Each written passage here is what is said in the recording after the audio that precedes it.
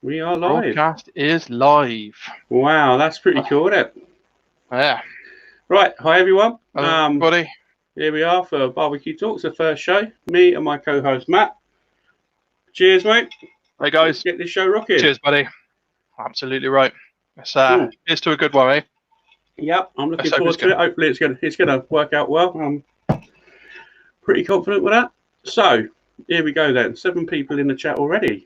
How cool is that? Welcome along. Share the screen. Please do share the stream. Yeah. Stream Definitely. if you want. That'd be pretty cool. Far and wide. So I'll be managing the chat for the minute. Ryan is going to be doing the talking because he's got the gift of the gab at the minute. So yeah, yeah, maybe a bit tongue tied, but yeah. Well, but it's all good. What do you think? What does everybody think of the logos behind us? What do you think of them? How's it all coming? Oh, Julianne, welcome. Thanks for jumping in.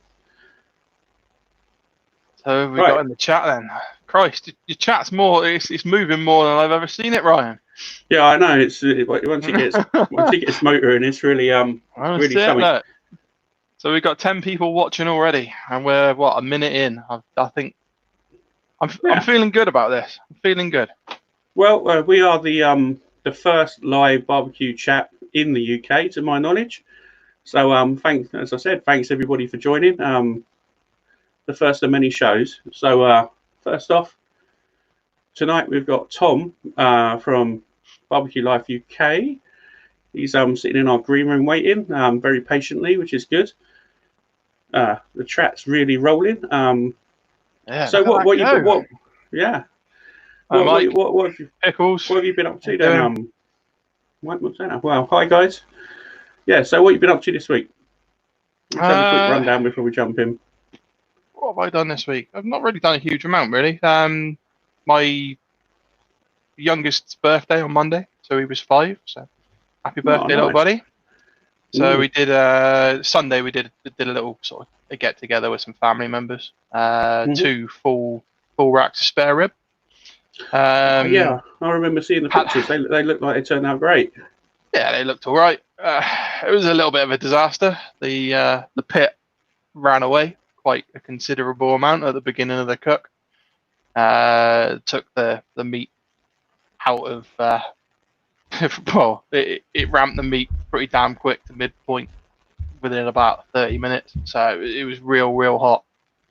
So I ended up having to pull the meat, let the pit cool down, just let the meat sit for a while, and then put it back on again. Luckily enough, they came out all right. Feeding family, so they don't tell the difference today. Not a competition. Nah, absolutely not. No one knows. As long as it tastes good and looks cool. Absolutely right. That's it. Right. Eddie Dutch, smoking jazz barbecue. Just 8. How long have I been doing YouTube? Well, this is my first live properly. So yeah, I mean this is the first official one, BBQ Talks. Yeah, this is the launch show.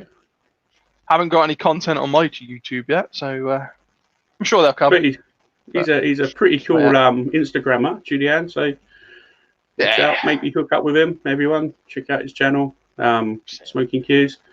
It's really cool. Got it. What about you, Ryan? What have you been doing?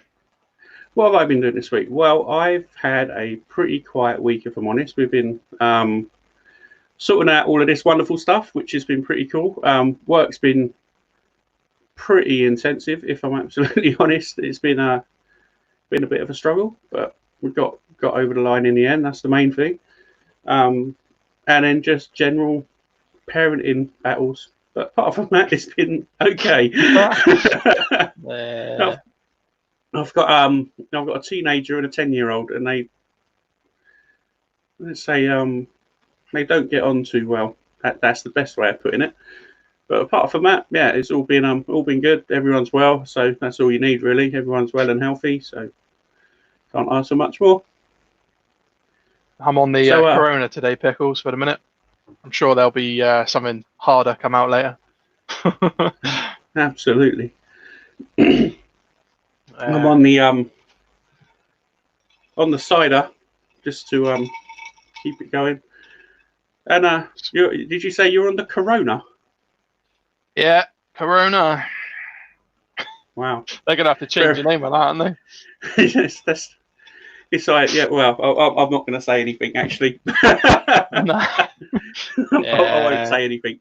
Right, let's pull Tom up and get this going. Right, thanks for watching, everyone. Oh, Steve's in as well. Hi, Steve and Kent. You joke, Louis. Pickles, but I've had it. I have had Corona. I am a survivor, as they put it. So yeah, I can get away with drinking it. A Corona survivor, our very own survivor. Let's hear it from Matt, everyone. Coronavirus. Hold on, we got some claps to go with it. There we go. Matt 1, Corona 0. Have that. Yeah, here comes. Right. Anyway, here comes Tom. Let's get Tom in. Let's and give him a drum roll, eh? Here we go. Drum ready? roll. Hey Tom, Evening, you all right, gentlemen.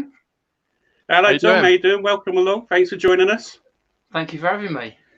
You are live on the new BBQ Talks channel or broadcast. It's the barbecue show. So our first exciting stuff of many. Let's hope. I hope you've had a good week. Has everything been going well? Yeah, it's been a good week. Not done too much cooking. Did a shot video on Wednesday, a grilled veg video that I've done a load of different marinades and things on. Just trying to make veg great again. I think it's going to be the slogan for it. And then yesterday I was supposed to do a fish video, but I got the fish out the freezer, put it on the side, had it there defrosting, sitting there editing my video. Could hear a strange noise, jumped up, and the cat has come in through the back door, up onto the kitchen side, picked the fish up and eaten it. Oh man! So I didn't get to shoot that video. No, well, we have cat issues as well. We've got 2 cats. They're not. I'm pretty sure I would have put the cat on the barbecue. I've told the kids that he needs to give me some space because that's where he's going if he don't. No, yeah, no chance. I've just got an Alfie in the background now. He's decided he wants to open the door, which is nice. Thanks, Alf. You want to say hi to everyone? Hello, everyone. There we go. See, hi mate. You're right. Right. Yeah. So let's get into this then. So tell us a little bit about your channel, Tom, and what inspired you to get cooking. So I've had my channel for about 18 months. Barbecue's been a passion of mine for a long time. Since I pretty much moved out of home, I've always had a grill of some sort, and people have always said that my food's all right. So I thought, why not put it out for the rest of the world? And if I can educate one person, influence one person to start cooking outside, then I've won. And that's the way that I look at it. You certainly hit the jackpot lately, mate. That's for sure. You're definitely. You're doing very well, and credit to you as well, mate. That's really cool. I'm chuffed for you. Channel's moving on quite quickly lately, so it's all good. So, you said you started cooking when you moved out of home. So how long has that been roughly then? How long have you? You've been. I was 16 when I moved out of home, so I'm 35 now. So nearly 20 years that I've been playing about with cooking outside. As silly as it sounds, it all come from lighting fires when I was a kid, and then it's the way to light fires as an adult is to light your fire and cook on it, and you're allowed to get away with it. 100%. So, I agree. Little pyromaniac as a child. So it was either go into arson as a business and end up in prison, or cook stuff on fire instead. So it's probably the safer way to go. I think you made the right choice there, to be honest, Tom. Yeah, you went the right way. Definitely. That's pretty cool. Wow. So so you've been cooking 16 years then. I'd like to ask you what is your favourite thing to cook on? And favourite food, I've got a Kamado from Aldi, so what they class as a budget Kamado, but it does everything that the bigger ones do. And I've got a Weber Master Touch. So the Kamado is probably my favourite thing to cook on because of its versatility. So you can do low and slow on there, use minimum charcoal, and it'll run for 12 hours plus. And you can ramp the temperatures up to 350, 400 degrees C and cook pizzas and everything in between. It's a fantastic piece of kit. That sounds pretty impressive. Yeah. Minimal charcoal on a budget, 12-hour cooks. I mean, that leads me into another question. What's your favourite sort of food to cook on it? My favourite thing to barbecue is always burgers. I've got a massive, massive passion for burgers. As simple as that sounds, simple grilling, but we are every Saturday's burger night, and they are my passion. That and then I do favourite like variant of burger then. I like what I call a dirty burger. So that's your plastic cheese that divides people. People say it's not cheese. To me, on a burger, it's the best cheese you can get. So get that with some nice grilled onions and mushrooms, bit of barbecue sauce, and a definite hangover cure. Right, that's 100% true. Sider's in the chat. Chris is in the chat. Who else I have did we some got? smash burgers the other day, and they were amazing. Yes, a smash burger, especially on the Kamado, the smash burgers are wicked because you can get the temperature so high, and that crust that you can get, that radiant effect, is unbelievable on there. I can honestly say I am a smash burger virgin. I've not actually tried, not even dabbled. I've not even thought about it. But mate, we're gonna have to convert you, mate. I'll be making myself a smash burger, I think, and giving that a try. It's got to be done, mate. Tom, My family, they say that they don't want burgers any other way. I had to fight the other week to do flame grilled because they only want smash burgers now. All right. The way forward. Well, Big Lou's in the chat. Hi. Oh, my Chef Days as well. Welcome along. Thanks for watching, guys. Pickles wants to know what videos you watch from other countries that are hard to find here, sort of like meat sauces and rubs, or what's hard to find here. What's hard to find in the UK? I think I'm reading that right. Am I Pickles? What are the videos he watches from other countries that are hard to find there? Meat sauces, rubs. That's what he's put. Yeah. Brisket wise is stupidly priced over here. So yeah, that's the sort of thing that we see a lot of the American guys do, and then stupidly priced in America as well. Yeah. So and I'm not going to lie, it's something I've never cooked because I ain't got the money to throw it. So kick the camera.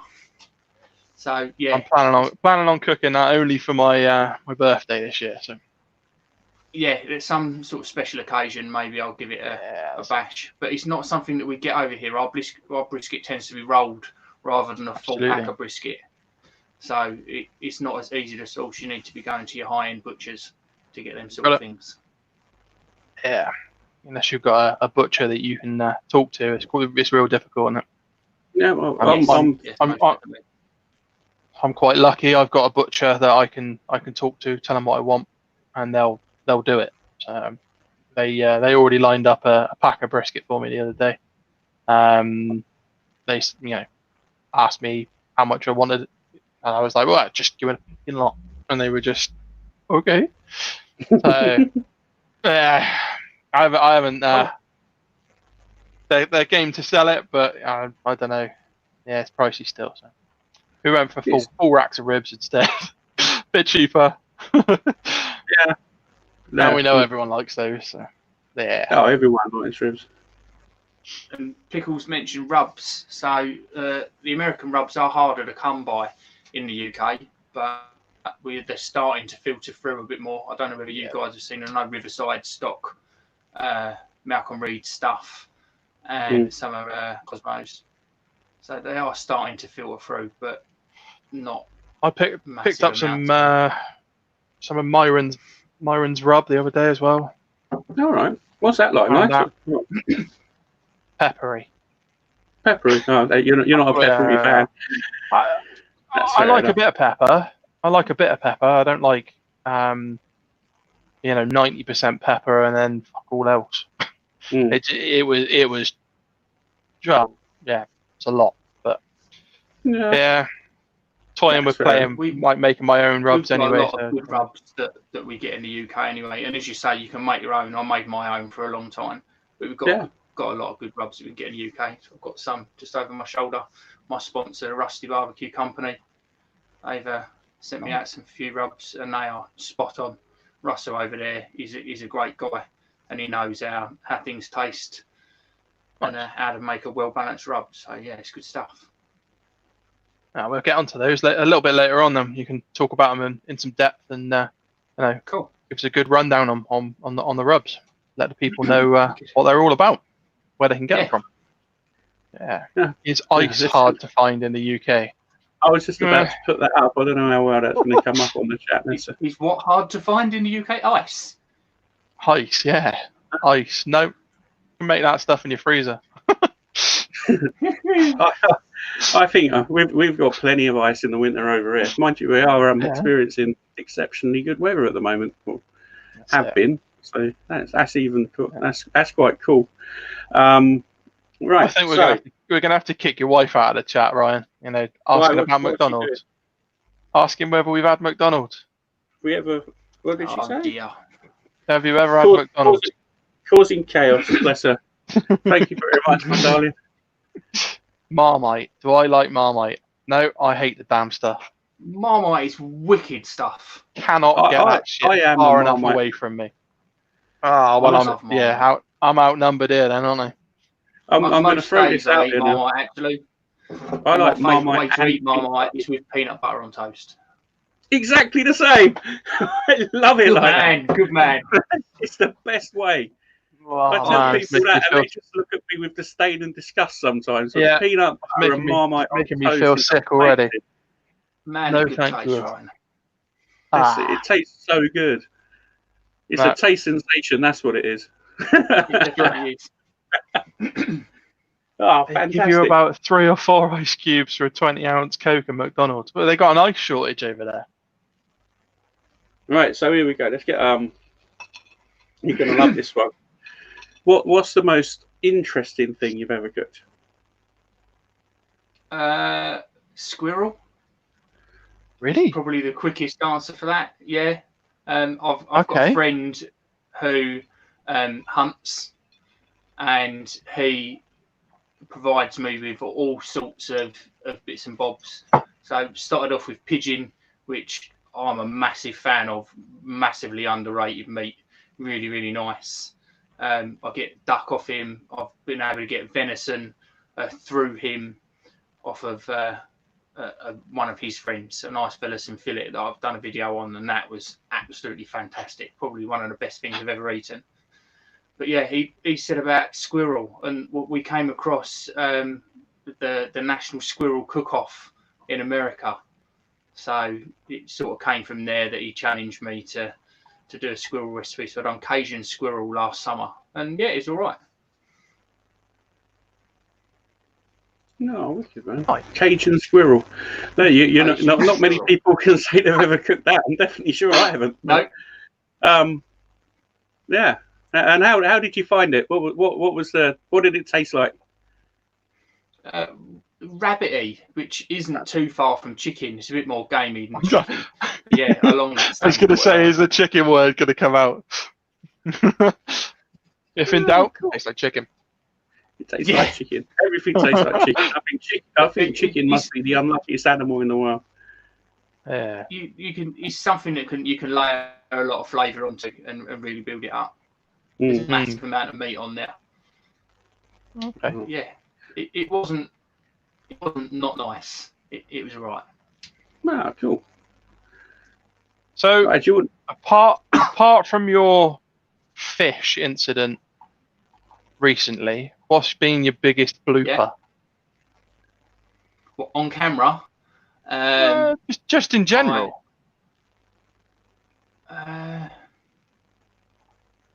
On camera, I managed to. I was doing a video on the Kamado where I turned it into a tandoor, so I was hanging skewers from the top through the top vent. Right. And right at the end, when I'm putting it out on camera, I managed to drop the first one in. And I'm like, oh, I dropped that. So I left that in as a blooper at the end. Nice. So yeah, that's probably the biggest one on camera. Off camera, Oh, I don't know.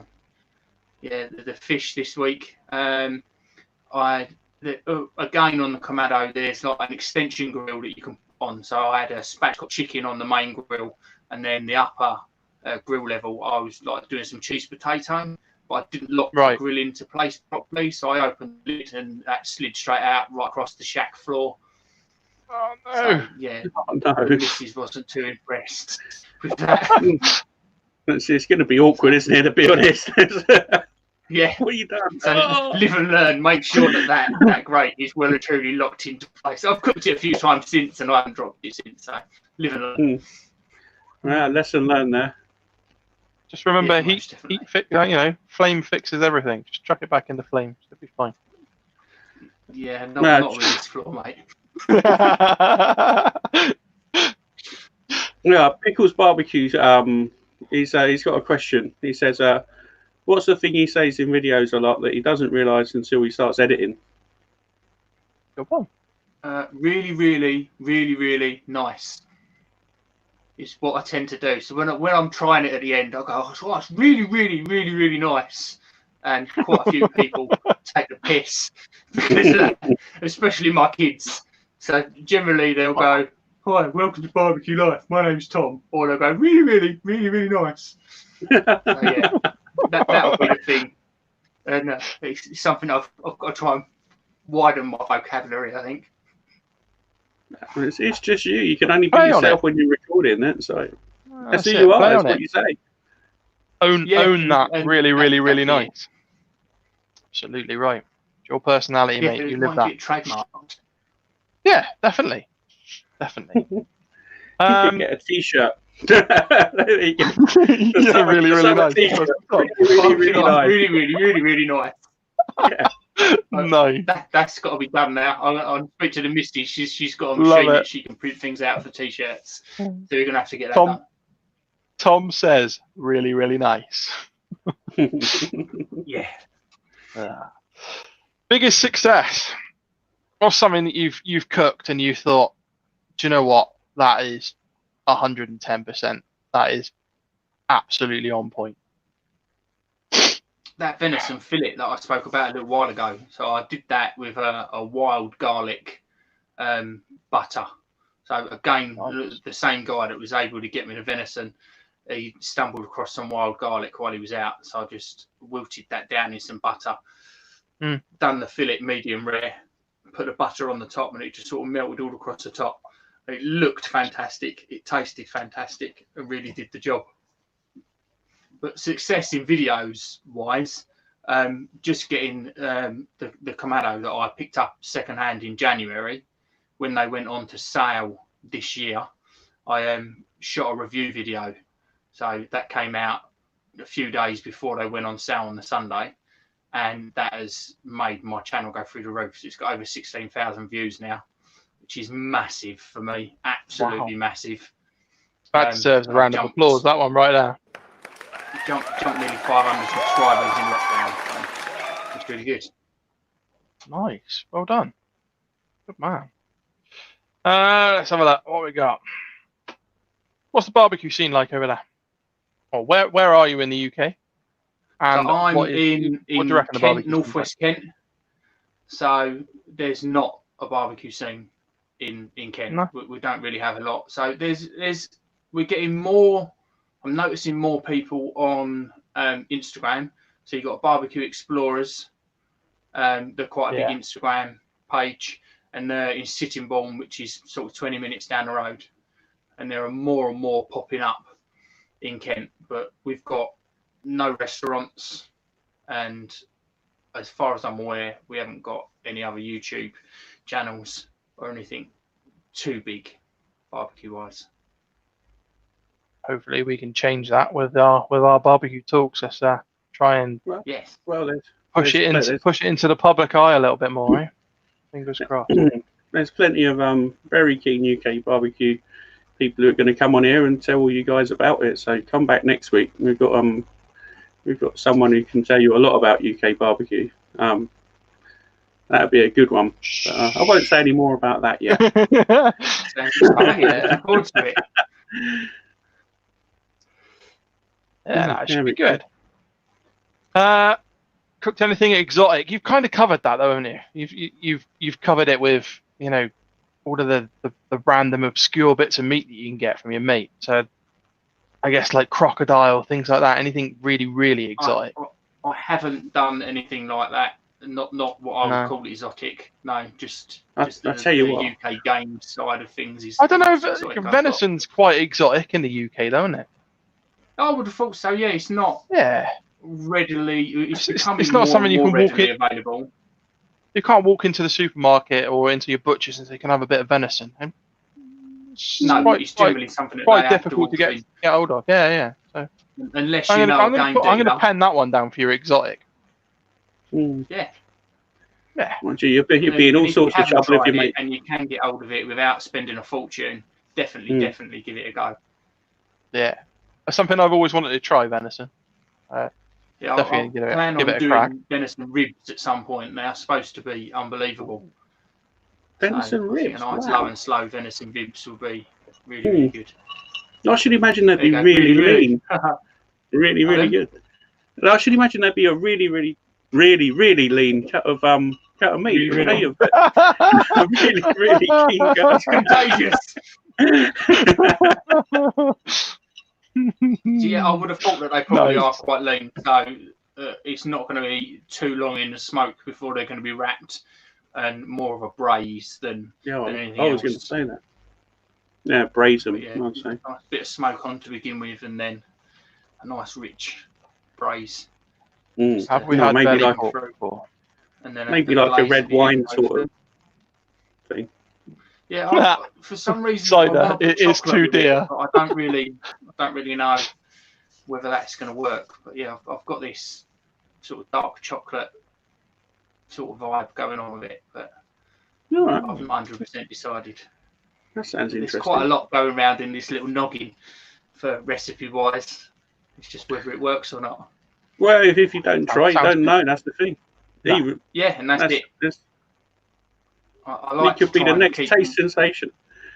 Yeah, I do like to try and keep the cooks outside of the box and not just do your generic stuff. I've done a few different style burgers over the last year. So I did a pizza burger where I put pepperoni inside the patty, and then that's like really rendered down and went crispy inside the moistness of the beef, and then I melted some mozzarella on a flat plate with peppers and olives, and then put that in a garlic butter bun. So it was a pizza in a burger, which was pretty sounds delicious. All of that. Oh yeah, that sounds good. My chef days just said try the venison ribs with coffee and dark chocolate rub. Sounds nice. And then Phil Dennis asks who makes their own ketchup and dressing. I've certainly had a good crack at making barbecue sauce. I made a few of them. Yeah. Some of them. I've done barbecue sauce a couple of times. I reckon some of them probably reduced the life of my pan that I've cooked it in, and they've been absolutely horrendous. And some of them have been like, oh shit, how did I make them? They were so good. Generally, if you've had a couple of beers, they're the best ones. You just add it and add it. Like the plugs, just a bit of beer. Some of that dirt from the garden will do. This normally ends if up I having make my own barbecue sauce, then I tend to I take whole tomatoes and I smoke them to begin with, so that the actual tomato is smoked.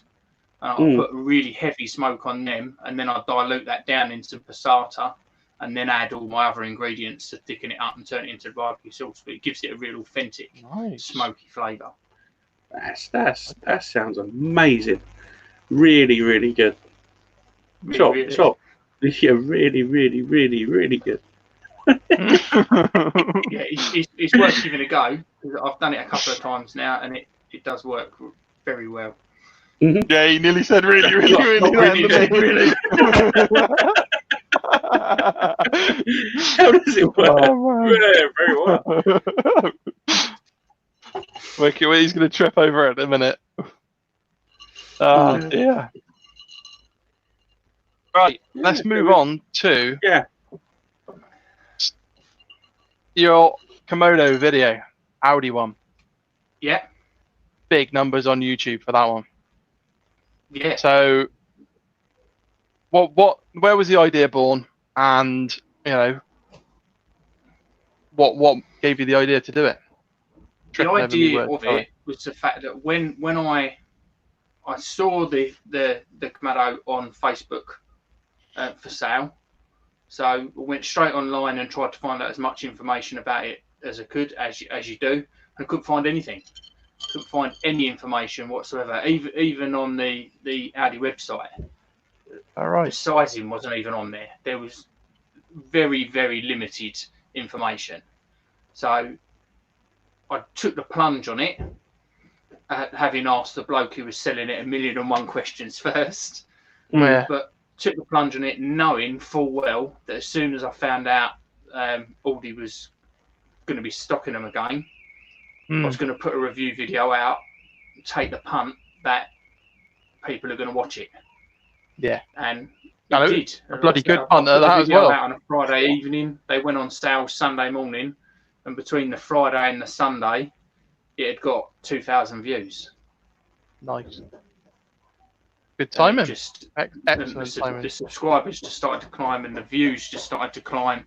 It just got bigger and bigger, and so you can't even get them now, and people are still watching the video, which amazes me. I go back on and check the figures, and it's still going up. It's like Lidl did the mini one. Yes. I'm not joking. Every other post on my Facebook was this place is out of stock, or this place has got them in stock, or I've just got this. What shall I cook on it? Oh man, it's driving me nuts because I couldn't get one. Yeah, if I'd had the money, I would get a big one instead. instead. To be honest, but I hadn't really got the money at the moment, so exactly the same as my situation. If I had the money, I would have bought one. I don't know. I think it's probably more of a gimmick than it would be anything useful. It's not really that big. It's quite small. Probably just chuck a chicken in there every now and then. You can spatchcock a small chicken in there, I think, or a large chicken you need to keep whole. I've seen some pictures. But quite it small. Doesn't come with a deflector plate either, so you've got to get an aftermarket one of those. There's a few guys selling them. Where can you get them from? If out of interest, the aftermarket deflectors. Yeah. I know that Gavin Ball at Still Smoking sells them, and I believe Chris Mason does as well. But I'm not 100% sure. That Chris I'm sure does. Chris would almost certainly do that. Yeah. Yeah, that's cool. Right. Yeah. So, right then, let's move on to these rubs you've got. We'll open the floor. What have you got? So, Rusty BBQ Sell them company. to us. So they're a UK-based company, and all of the ingredients that go into the rubs are all UK sourced, apart from the chilies that come from Mexico because we don't really have the weather to grow them here. But they're all. I've got 4 rubs off of them, and they're all fantastic in their own right. So the one I've got here is Chuk Chalk. So that's designed especially for chicken. And the special ingredient in here, make sure I get it right, is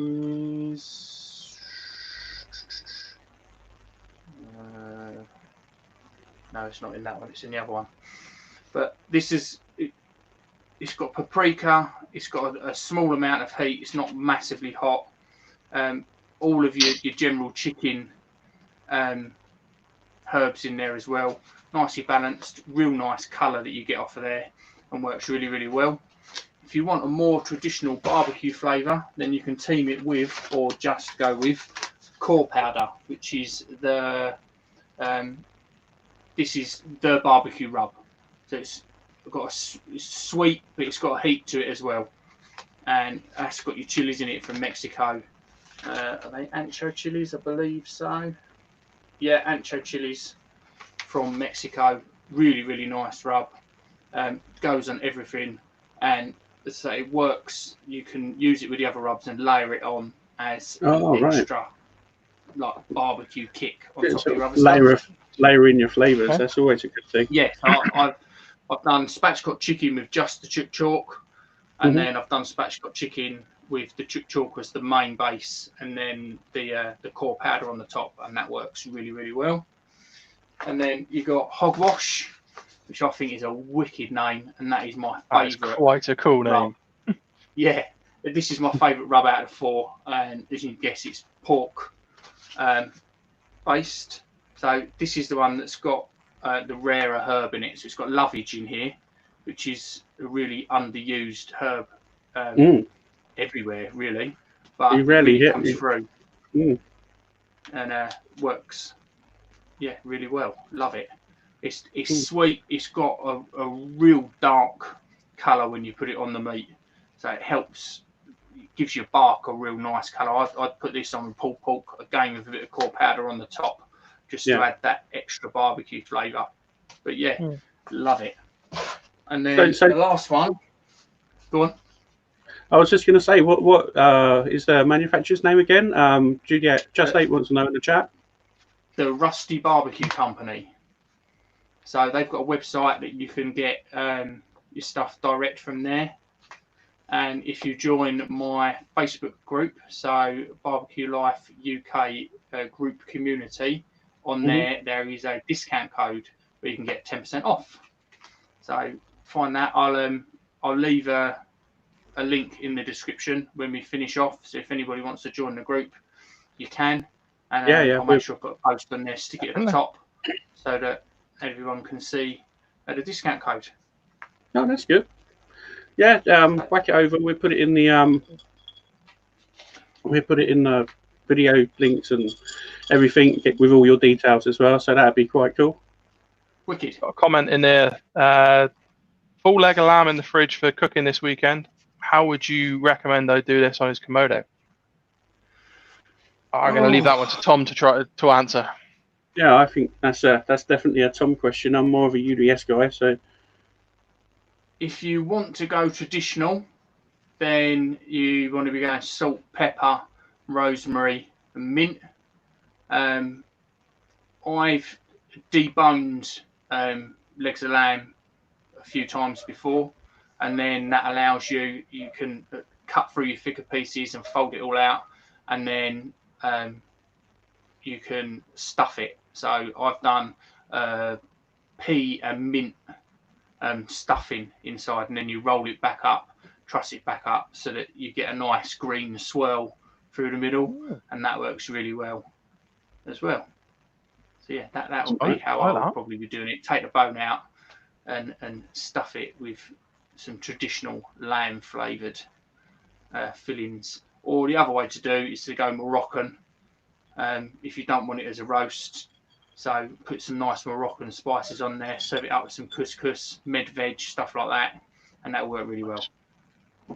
That sounds pretty decent. I reckon that one. I reckon I'd wait until the heat came back, so the sun's out, and then do it that way. That'd be large. Sit out in the garden, a few beers, cocktails, whatever. Yeah. Yeah, definitely. That'd spot on that. Mm-hmm. Yeah. Dutchy wants to know if you used any wood pellets. I don't know. So has Tom used the wood pellets that have herbs in them? There you go. No, but recently, when I've been doing my spatchcock chicken, we've got herbs growing in the garden. So I go along and cut a few sort of stems off, sort of this sort of long. So I do it with the sage and the thyme, and then I take another stalk and wrap it round, stick it in a glass of water and let it soak up the water for a couple of hours. And then I put the chicken on, and just as I put the chicken on, I post it through the bars so that the herbs hit the hot coals and they become my herby smoked flavour. And it works really well. And the smell of the smoke that comes out the top is wicked. Fills the garden with a really nice herby flavour. I reckon you could adopt that and chuck that on a UDS as well, Brian. Yeah, sure. Yeah, I think that'd work quite well. poke it straight, poke it through your bars. Excuse me, straight onto the coals. Straight in the basket, job done. Yeah. Yeah. Oh, nice. Works really well. Yeah. That sounds. That I might have to give that a go. I think. Nice bit of herby smoke going on. Can't be bad. Because the thing with chicken is that it's really easy to over smoke. So if you're using wood, it's so easy to put too much wood on there. So I tend to not use any wood when I do a chicken now. The fat will drip down and give you a nice smoky traditional barbecue flavour anyway. And I just enhance that with the herbs now. Yeah, especially if you've got some nice charcoal going as well. You know what I mean? Yeah, definitely. That gives off plenty of flavour on its own. Not so much briquettes, but certainly good lump charcoal is. Yeah, definitely. Nichols has said, are you jealous of Ryan's UDS? Am I jealous of Ryan's UDS? Well, I had a drum, and it sat in my shack for over a year, and I've got everything. I've got all the exhaust and everything built. All I needed to do was burn it out, drill the holes, and it was ready to go. And when I redid the shack at the beginning of lockdown and sort of built in the cookers, and I thought, I've not done anything with this. Do I still want it? Do I need it? So because the Kamado is so good at the low and slow, I decided that I didn't need the UDS. So I stuck it up on Facebook and flogged it. Fair enough. And a bloke in Ryan's group picked it up. And I've seen him in the group asking a few questions. So yeah, all you need to do is get a grill for it and it was ready to go. So no, Dutchy says you always need more equipment. Yeah, there is that, but it's come down to space now, and I've just decided that I had so much stuff going on and so little workspace that I was having to stack stuff up all over the place. So I really like the setup that I've got. I've only got the two, but they're both really versatile barbecues in the Kamado and in the Weber Master Touch that I'm happy enough to just stick with them for the time being. Oh, the only thing that I would change, if I could get a bigger Kamado, then I would, because the grill space isn't massive. It's big enough. There's 5 of us here, and we don't run out of space on there. But it's always that thing that if it was a bit bigger, then yeah, you know what I mean. Can you sort of well, no, I have no idea actually. But what could you put like an extension plate on the top? I've seen on some ceramic cookers they have like a 2-level cooking zone on some of them. You have like something at the bottom. It's got a stacking grill on there, but it's not got. There is an aftermarket divide and conquer system, which is the same as what Kamado Joes use, but they're like nearly 200 quid. Blimey. Because you can't, because the thing with the Audi one is it's an odd size, so you can't just go and pick up your standard ones and drop them in. There's one company that does them, and I believe they know that they do it on that because it's dearer to buy the size for the 16-inch than it is to buy for the 18-inch, because they know that they are the only ones that can fit it. But I'm happy enough. I've picked up a half moon deflector plate that just about balances in there. I've worked out I can lay a couple of skewers across it, and that will sit in there and not wobble about too much. Yeah. So yeah, I'm happy enough. That's fair. Nice. Living in Scotland, I can see rain being a problem. Any issues using your Komodo in the rain? I'm in a shack, so no. But everything that I've heard in the groups, there are people that are cooking on these outside all year round, and they say it is no issue whatsoever. So I would say no. That's part of the reason for them, though, isn't it? Big insulated drum, in effect. No. Yeah, and it's like an inch thick ceramic, and they just hold the heat so well. The thing, I would have thought that they're more asking a question because of the moisture and what you don't want to do is get hot ceramic wet on the inside. But a couple of raindrops, I don't think is going to be a problem. And as I say, I've seen in the budget Kamado group on Facebook, people asking that question, and the people that do cook outside all year round are saying that it's not an issue, so it shouldn't be an issue. No, I've seen a guy called Hoppy from Hoppy's Cantina. He's got ceramic cookers. He cooks out in the snow in them. He does all sorts, like proper cold over there as well. So like it's up in the New Hampshire area, I think. So it's going to be freezing. But yeah, he cooks all sorts of stuff. See, I used mine in January and I didn't have no issue, but it is undercover, so it doesn't get wet. Yeah, he's had his covered in snow with like a little box just over his temperature sort of like reader thing, and you know what I mean, just rocking it out in the snow, all weather. So yeah, they've got to be versatile. I couldn't see how they couldn't be, if that makes sense. Yep. I was trying to work out how I was going to cook my meat tomorrow, so I've got a big old shoulder of lamb to do tomorrow, and it's going to rain all weekend, and I've got my drum, and I've got no cover. So are your air intake straight? Sorry, your exhausts, are they straight or are they right angled?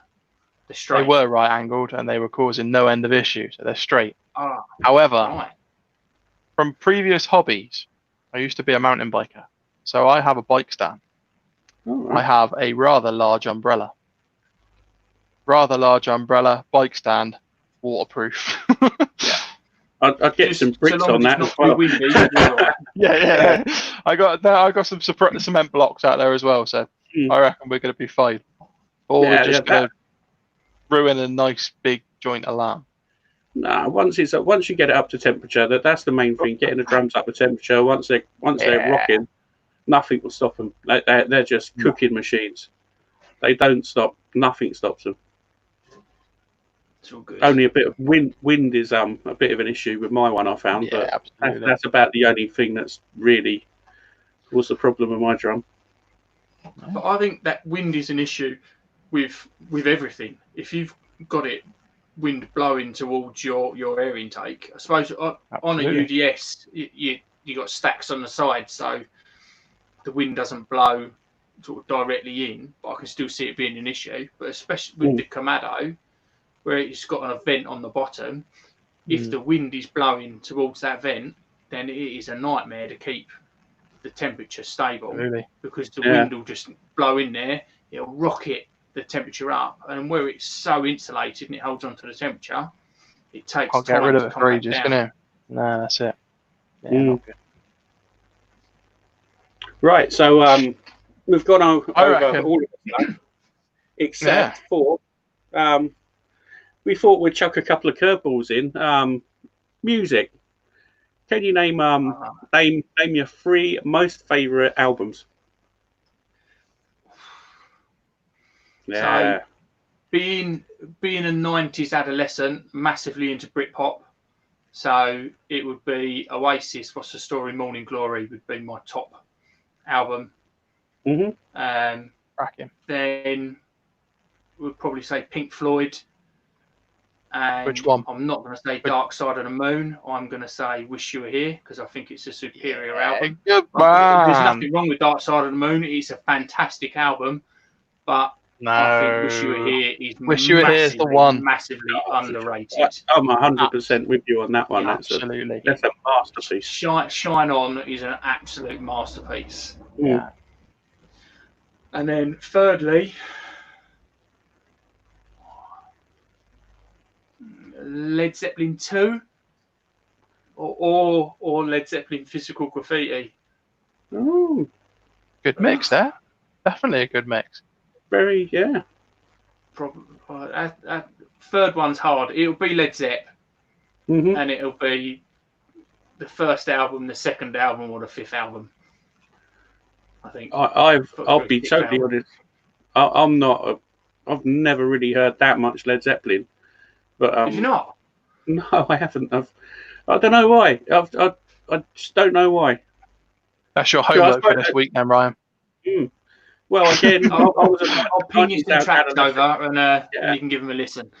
I was sort of like more of a grunge sort of guy, or a raver. You know what I mean? There was sort of I just went from sort of, well, Nirvana over to hardcore once I found some stuff that I really liked. Nice. There's nothing wrong with Nirvana and Pearl Jam and the grunge side of things. I'm with you there, dude. But I think Britpop is where my heart lies, and then your 70s, what I call like hard rock. It's not heavy metal. Heavy metal to me is screaming, and I can't understand what the people are saying. Down your throat. Yeah, and that I'm not into. I like what I call proper rock, real music, real musician. Bit of Slade. But when I'm cooking, I don't tend to listen to any of that. When I'm cooking, it's sort of Southern American rock. So things like Creedence Clearwater Revival, Eagles, ZZ Top. What else?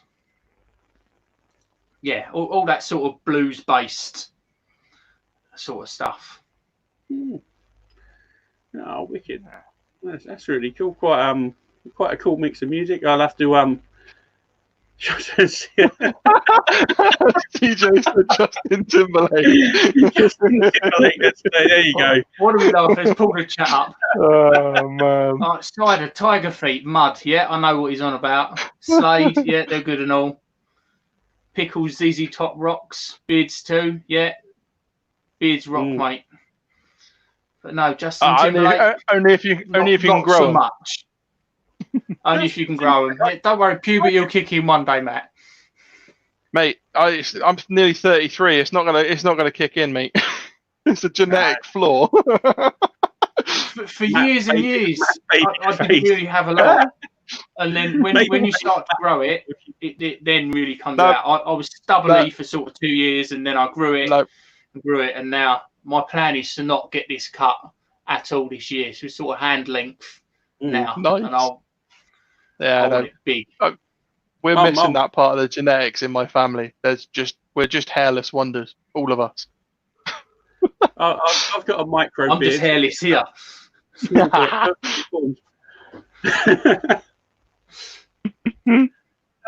not the size of it. It's apparently, but not. What is it? It's not the size of the hammer. It's the nail you're throwing at. Nice. Right. So let's wrap this up a bit. I think Tom, you've been an absolute excellent guest. Absolutely. Thank you very much for coming on for our first. It's been an honour to be here. That's it. Let's give him an air horn. I'm really glad you come on. It's been brilliant. Really, really good. What we're going to do now is open up. We're going to put a link out. Whoever wants to come in, and stick around and have a chat with whoever wants to come on. Jump on in, ask some questions. Let's get a few beers and see what happens.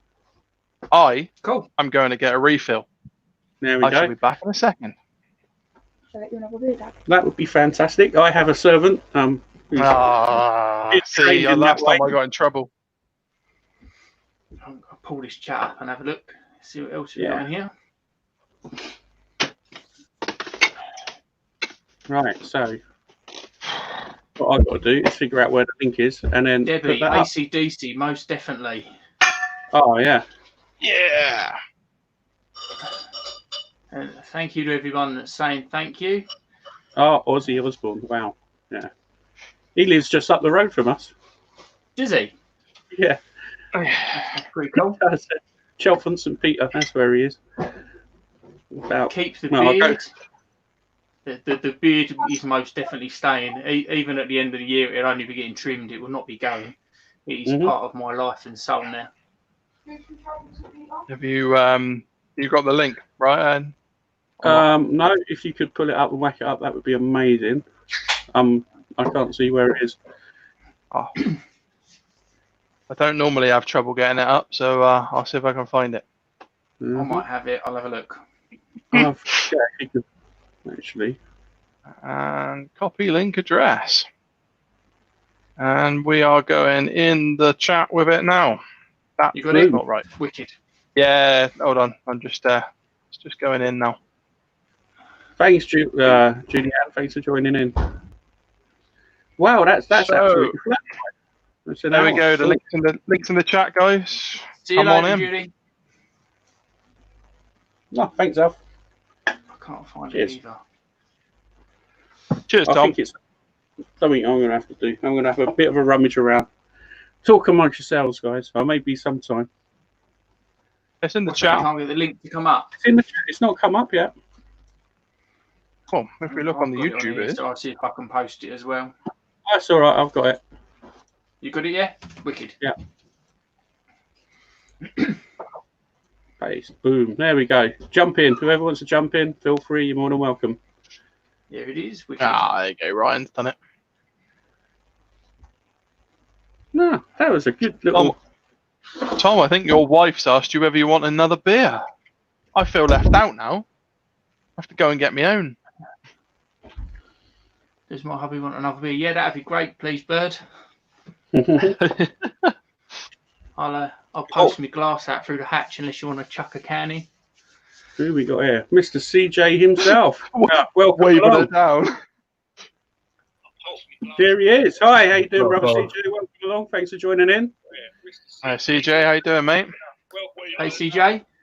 Howdy. Let's get rid of that chat box. There he is. Hi, how you doing, brother CJ? Welcome along. Thanks for joining in. Hi, CJ. How you doing, mate? Nice to meet you. Nice to see you. Just want to Nice to meet you, mate. mute your Hold on real quick. Hold on. mute your YouTube, mate. I know. I'm no pro at this. I don't know why it didn't. I hit the damn man. button twice. I don't know what the hell happened. Nah, no problems. Right. Welcome along, mate. Good to have you on board. Hey, thanks for having me. How you guys doing? Good. Not Cheers. too bad, mate. Yeah, all good. Excited to be here. Now I gotta bring up something real quick that kind of upset me in that chat. Let's talk about Justin Timberlake. Why don't we like Justin Timberlake? I love Justin Timberlake. It's not You that we should see don't me. like Justin Timberlake. Justin Timberlake, mate. I tell you, dude, I just can't pull off the sexy back, you know. Oh, dude. I mean, I am sexy back. That's all it is. me and you are designed the same way, CJ, and Yeah. I bet you can chuck the best shapes just like me. Oh, dude, I'll get out there. And, oh, dude, When I get on that dance floor, whoo, no, when I got moves that you never want to see again. You know what I'm saying? rocking the dad moves. Oh, Come on. yeah. So yeah, dude, I wanted to come on and chat with you guys and talk about our new little partnership we've been talking about. I'll let you kind of lead the way, and we'll go from there. well, I think it's good that we're linked up. Obviously, the hot seat over there in the USA and barbecue chat in the UK. Hopefully, it's going to be a nice partnership with plenty of good chat going on. Definitely. Couldn't have think of a better fella to be with. Yourself and Kent. Really, really good. Been watching the hot seat. Obviously, I watch it not live because I've got to work. Well, it's funny is I'm in the middle of my work day right now. Luckily, you know, I work from home, so it's easy for me to come in here real quick and have a chat. But I had to leave the other room. My wife actually works at the same company I work at, and she's on the phone. She's loud. I had to go and tell her, quiet down a little bit. I'm trying to do some work in here. So I think it's gonna be a good time. I know. Excuse me, Ryan. We've been talking about trying to get you on the hot seat, and the timing just sucks. I mean, it is what it is. You know, doing the European hot seats. I have to do them at like a 10 a.m. on a Sunday. We don't get a lot of views. It doesn't feel like it benefits the guest as much as you know, like a normal Thursday night hot seat. You know, so I like this idea. When you approached me, I was in from the jump, but you know, Kent's my partner and my co-host, so I want to make sure we're on the same page. I sent him a text. He's like, dude, you know, I love Ryan. He's good people, so I'm in. So I think this is gonna be a great idea. You know, having a little cross the pond relationship, and Absolutely. I see a question in the chat of what the hot seat is. So if you don't mind, I'll kind of explain it. Carry on. Yeah, for the last couple of years, and even some time before when someone else was doing it, we have a weekly talk show such as this, where we interview other cooking creators, other YouTubers, mostly YouTubers, cooking creators, but we'll get companies that build grills, pits, barbecue seasonings, rubs, whatever. So it's a good time. It exposes people. There's no subscriber amount. Like we don't care if you have 100 or 100,000. We just want to talk to good people. So just as such as you guys, Matt and Ryan, you guys are having a great conversation. And I've been listening in while I've been working. Just hearing you guys chat, it just gets me fired up to want to talk some more. So I'm doing what I'm telling my guests not to do and look at the chat. And I'll just look to the chat and Pickles said, I hate you. Pickles, I don't hate you. But if you guys go back a couple years and you'll watch my interview with Pickles. I interviewed Pickles on my show. And every time you answer a question, I'd have to pull out the whiskey. His comments, questions, answers, but just keep going, brother. I was like, oh, dude, bro. I don't hate Pickles. We love Pickles. Charlie's a great guy. I think he's superb, just like your good self and Kent and everybody over there. Yeah, Jody Mags community over there, and you guys are going to build your community over here or over there, and I think together we could take over this world.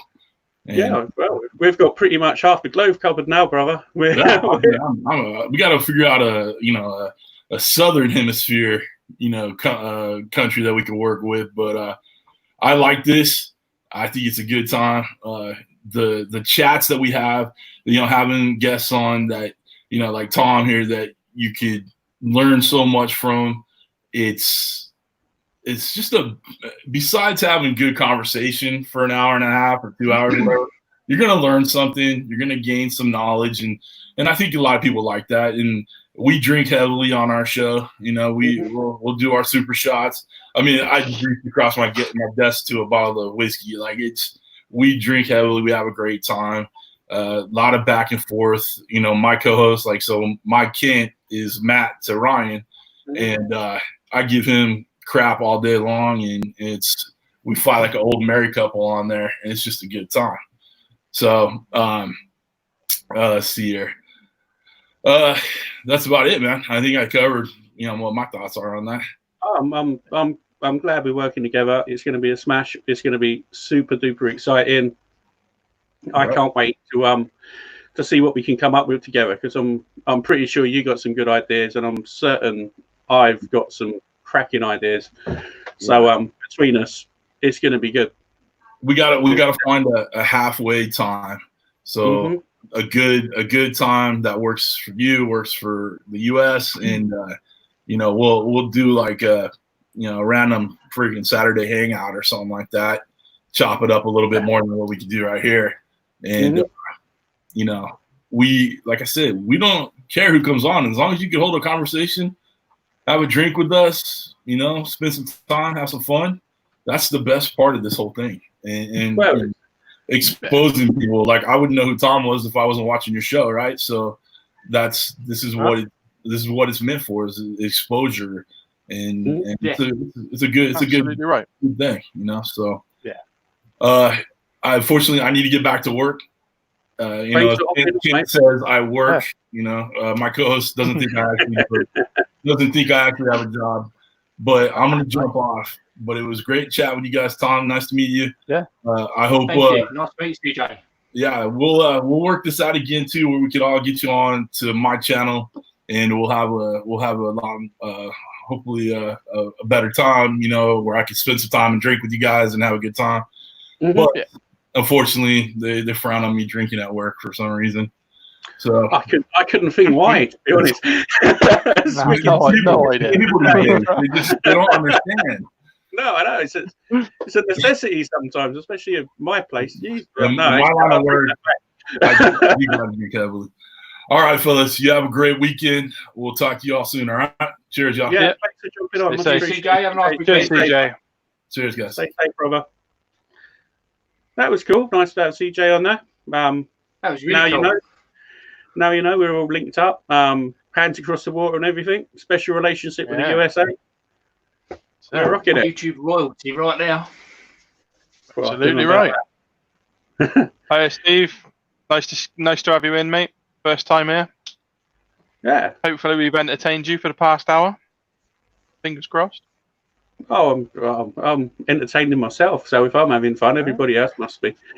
Absolutely. It's been really That good. was- yeah, it's Stick the link back in the chat, Ryan. yeah. Let's Here it comes. get someone else in as well. Let's see where Pickles is. Hiding somewhere. It'd be about. Ah, he'll be sneaking in, I should imagine. Lockdown has been great for all outdoor cooking. Now you have the time to do what you would like to do all the time. Yep, absolutely right. Yeah, I except think- for my lockdown ends on Sunday. I'm back to work from Monday, which sucks. Don't use that as an excuse. I've been at work all the way through this pandemic malarkey. Apart from, no, I still worked through it when I had the old corona. So the boss doesn't quite know that I get up at 6 o'clock in the morning, put meat on the pit and sort of maintain it for the rest of the day. But does he need to know that? Well, you're obviously working tirelessly throughout the day at a feverish pitch mate. to get Look at the state of these bags under my eyes. absolute optimum work that you actually need to put out to make yourself the best employee who probably needs Absolutely. a massive pay rise.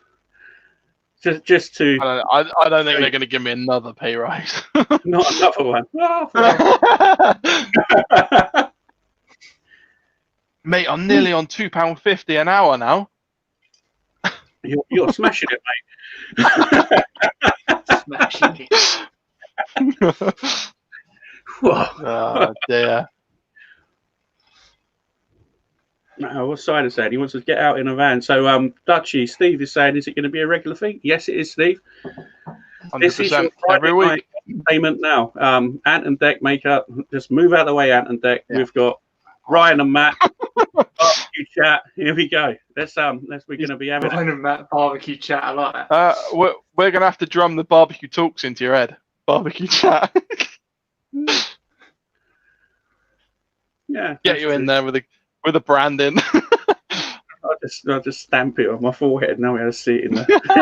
Get a big tattoo on your arm. Barbecue talks. Pickles he's on his way. He wants a second or two. Mike's chanting for Charlie. We give him a drum roll. Or not. Okay. Did it work? Yeah, come on. Didn't really use it very much today, did we? The thing is, it was going the chat was just rolling really nicely, and It didn't need any improvisation. Felt nice and comfortable. Sorry. It felt nice and comfortable. We just rolled from one subject into another. So I just hope everybody else enjoyed watching it and listening to it, and some sort of. What did you guys think? The guys that are still watching, what did you guys think? Drop us what you thought in the comments. Forever the IT go. He's looking for the continuous improvement already. How can we make it better? Absolutely. Do you guys have any experience with ugly drum smokers? This guy here certainly does. I may have built one or two. Mr. UK ugly drum smoker. It's He is like OG ugly drum, isn't he? It's not the biggest drum group in the world, but again, we've got good people in there with good knowledge. Everybody knows exactly what they're talking about. If you want to know anything about ugly drum smokers in the UK, my page is a good place to start. And that's Put not a link because in the chat, Ryan. it's not because of me. It's because of the members. The members make the group what it is. I'm proud to have that Facebook group. So I'm just glad that everybody's in there. Everybody behaves themselves, and we all have a good time in there. You know, it's a really nice I'm group. proud to be part of the group, Ryan. It's a good group. It is a good group. When I was building mine, yeah, when I was building mine, there was loads of people in there offering help. Mm-hmm. Really good. That's what I like about it. It's a really nice sort of friendly group. You know, everybody just helps each other and gets along. And it's brilliant. Really nice. I'm really proud of it. If you're looking to build one, certainly go and hit up Ryan's Facebook group. have a little look. There's plenty of people building them currently. Obviously, with the current situation, there's plenty of people building. Yeah. And a lot of people in different sort of stages of their builds at the minute, aren't they? Yeah. And then when you finish it, we pick your picture out, and you might even be a cover photo. That's right. Yeah, absolutely. Although every time I've entered, I've been like 1 or 2 numbers away, Ryan. Never been featured yet. Once you get that special picture, your life will change. It'll be, definitely. You'll never look back. It'll be like, oh, I remember when I was a cover photo for UDS UK. You'll be like, oh. Yeah, absolutely. I tell you, that's a good question that's just popped up now. If you've got a Komodo, is a UDS worthwhile addition? This one is going to be a heated discussion. I can see it now. I don't know enough about Komodos to comment, but let's put it this way. I'm saving to buy a Komodo, so I'm going to say yes. I'm going to say a drum. They're good fun. They are good fun, and they're really good to learn on. You know, you can't. If you're going to go down the route of getting a Komodo, then you've pretty much mastered the art of it. If you've got a drum, the principle of it is very similar. Air in, exhaust out, controlled by your different variants. Same as a drum. Same for a barbecue. Same for anything. But a drum and and an egg, very, very similar. I don't know. Yeah. What do you guys think? The other thing with it is with a UDS is that you build that yourself. Yeah. So you put a lot of your time and energy into that. Yes. So it's going to be something that as silly as it sounds, you're going to love and care for.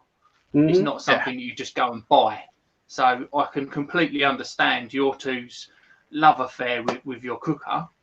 I don't know. There's been plenty of times I've wanted to put an axe to it. I love mine. I might feel differently and not wanted to say no. I'm not going to have it. But from my point of view, the Komodo does everything that a UDS will do, plus more. But having not cooked on one, you can get them pretty hot. You asked Matt about how hot you can get UDS, especially with a PID in it. Fucking hell! Tell me, that was a nightmare. That was Well, I touched on it earlier, didn't I? The disaster cook where it got too hot, up to 450 degrees C. Yeah. That's no different to what I can get out of this. Get yourself a pizza plate and get in there cooking pizzas. Ramp up that temp and. No, I don't want to do that. It was you know when metal gets really hot and it starts creaking. Yeah, that was what it was doing. Did you get that nice red glow around the bottom? Not quite. It was at the top. That's when you know you're cooking. No, I literally, I run a smart fire. It's a shameless plug. I run a smart fire, which is just a posh version of a PID. It's got a fan, like Barbecue Guru make one, but I opted for a smart fire. I basically control my pit from my phone, right? So I can change how hot it is by 1, 2, 5 degrees if I want to, and monitor up to 3 probes constantly. And I don't have to be anywhere near it. I can go down the shops for a top up of beer. However, when it goes wrong, it goes spectacularly wrong, as this weekend proved. 450 degrees C. It spanned the fan up to 100% for about 45 minutes whilst I wasn't looking. I thought, right, set. And normally what I do is I set it, I watch it, and open it up, put the meat in about an hour later, right? So I knew it was up to temperature and working. As soon as I put the meat in, put the probes in, one of the probes was reading a bit off, saying that the temp on the ribs was ridiculous. I thought, all right, okay, I'll just pull it out, clean it, put another probe in, 'cause I've got another probe anyway. Put it in. No, okay, this is just being stupid now. Right, bugger it, turn it all off. It'll hold heat, and I'll just do it manual. So I had it manual for a bit. Turned it all off, rebooted it all, turned it back on again. Okay, well, looks like it's leveled out. Closed up the manual vent, let it run. Fuck me. Yeah, 45 minutes with 100%. Just up through the roof. Yeah. See, that's and the problem is it didn't even alert me that it had got up that hot.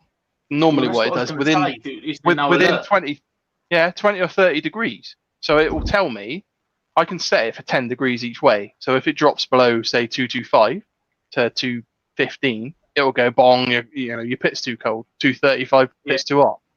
Nah, I didn't want to do it. It lost the internet connection randomly. Yeah. A bit like me earlier on when we were checking to see. Yeah, exactly. Yeah. Problem is, I've got wireless out in the garden.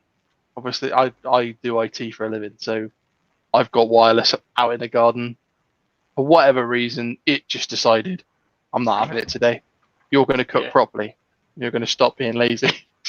There he is. Hello, Charlie. You're due. Ma people. Ma people. Good man. What's going on?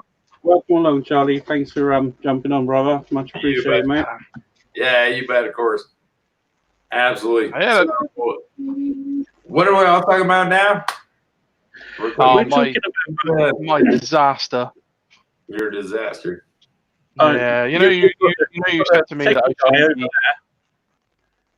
he's doing his UDS via the gift of Wi-Fi. I just set my vents and leave it alone, and it run it. Where it sit there at 225 to 250 for almost 24 hours. I don't have to worry about it. No. I like to be able to see what it's doing. I don't care what it's doing. I just wanted to cook the meat. That's all That's the tech side of you. Huh? Because you're an IT guy, you've got to run the tech, haven't you? 40-inch TV in the bedroom just displaying barbecue stats. Of course. What's wrong with you? No one else going to do that, of course. I want to see how slowly or how quickly my meat's cooking. I want to see the graph to show you how often the fan's gone in and out. It's done when it's done. That's what barbecue is. It's just ready when it's finished. I mean, I still live by that mantra, but, if someone comes in and goes, how's your barbecue going? I tell you what, come with me. I'll show you. What is this mantra you're living by? Which one? I don't know. I've got lots of different mantras. It's done when it's done. It's done when it's done with a Wi-Fi, special Wi-Fi. PID. It's a good mantra. To be fair, I'm going to blame you for my disaster, Charlie. To be fair, because you were like, right, you need to not do wrapped ribs. Last time you said, do you wrap your ribs or do you leave them? I was like, no, I wrap them. And you're shaking your head, no, rolling your eyes. I said, right, I'm going to do one that's wrapped and one that's not wrapped. Yeah. And I'm going to do a video. Right? Set the tripod up, set everything up, and then the fucking thing just went to shit. So that's my fault. So every time I go to do a video, no, not 450 degrees burning your hands every time you touch a drum, going like panicking. That's not going to make a good video. That would have been people brilliant. watch it because it makes you human. How hot can a UDS go? I get more comments on the bloopers that I put at the end of a video. Yeah. More comments on them saying, I love that bit at the end, or where I'm trying to say the words and I'm all I stick that in, and you get the comments on there, and you get more likes on the video because it proves that you're not a robot and that you can't be perfect every time. We live in an Instagram world where we filter our pictures and make everything look hunky-dory, and we tell the world that everything's perfect when the world's not perfect. Sometimes it's a pile of crap. I you've got to show the pile of crap side. Well, that's your deal. Like if you're making a pile of crap, I don't know what to tell you. You go get some lemons and sure. My food is always dang spot on. Aside from a pot roast I made many years ago that turned to sawdust for some reason, I don't know. Hey, what's going on? We've all been there. Compared to your wife likes me a lot. I think it's the beard. I think it's because I've got a small but perfectly full one, and your one's huge. I don't. I just trimmed it, but I don't have like that. Yeah, I don't have that. I don't have like it. I actually dyed mine black at one point. That was there's plenty of grey in here. It's just the lighting that's making it not look it. I'm going to blame that. I've got a full beard. It's just that the colour of it matches the background, so it just disappears from the green screen. It just blends in. It's a skin-coloured beard, is it, Matt? 100%. That's it's weird, isn't it? You know, it's about here. It's really come on in that week because you didn't have that background last week. No. Yeah, that's it. That's a heavy growth. It's that long in a week, man. Yeah, try growing a beard. Charlie, how long have you had your beard? What's that? How long have you had your beard? He's only had it since yesterday. I've had a beard my entire life since growing hair. Good man. And it grows to about this length. I mean, I just trimmed it, but it doesn't grow any further. Is it not? This is probably the longest I've gone, I think, but I'm not cutting it at all this year, so I've still got 7 months left. I just want to see where it gets, and then I'll give it a trim up, maybe. Heck of it. You got a way better beard than I do. Well, you get about the same hair in your head as I do too. Yeah. If I can't grow out on my head, I grow out on my chin. Oh, see his hair, but no beard. I win. That's why you can't grow out on your chin, Matt. That's exactly on your head. Right. That's what we're going for. I'm not sure if I trade. I don't think I trade my beard for hair on top of the head. No, there you go for your wife, my son. Yeah. See, is it better to have had, or is it better to not have had and not know the difference? Decent hair. I'm going to go for the latter just because of I've not had. Hey, what's going on? Is that Charlie or? That's Alfie. He's just been hounding me for Wi-Fi. He's been hovering around, I want my Wi-Fi on. I want my Wi-Fi on. Play Fortnite. now he's got it. I've given him and put the Wi-Fi on. He's just gone now. It's like he didn't even say goodbye. He just walked off. It's like, yeah, got what I need. Man, and then we got. Dang it, I can never do that. We got that. Never do it either. Go that way. We got that. Drinking Coronas. What about it? He's drinking Coronas. Oh, where is it? There. Yep. They are. Drinking crap beer. I mean, they're not great, but they were on offer. I don't know. Cheap. It's good. Yeah, exactly. Hey, what's going on, Jim? Jimmy Q in the house. Boop, boop, boop, boop. Oh. The chat's running slow tonight in this in my SteamYard thing now. It's not keeping up anymore. The chat's running slow in the BBQ Pub Club. Mm. I don't know. I showed up, and apparently you guys are dying at this point. We've been taking it slow. we've been trying to be professional instead of just annihilating. You end up getting like 20 some odd. Man, that's real good. Yeah. I saw it peak at 22. Yeah. Yeah. Good. Definitely good. What's that? 22 viewers. Yeah. That's all right, isn't it? Yeah. Not bad at all for like yeah. And like not gonna it's all the beginning, isn't it? It's going to grow and grow and grow and grow. I hope so. That's what she said. Certainly hope so. You need that little drum roll. There you go.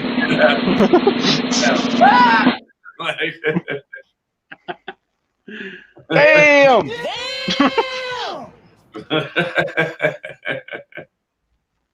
Oh gosh. So how do I get a pint in this pub club?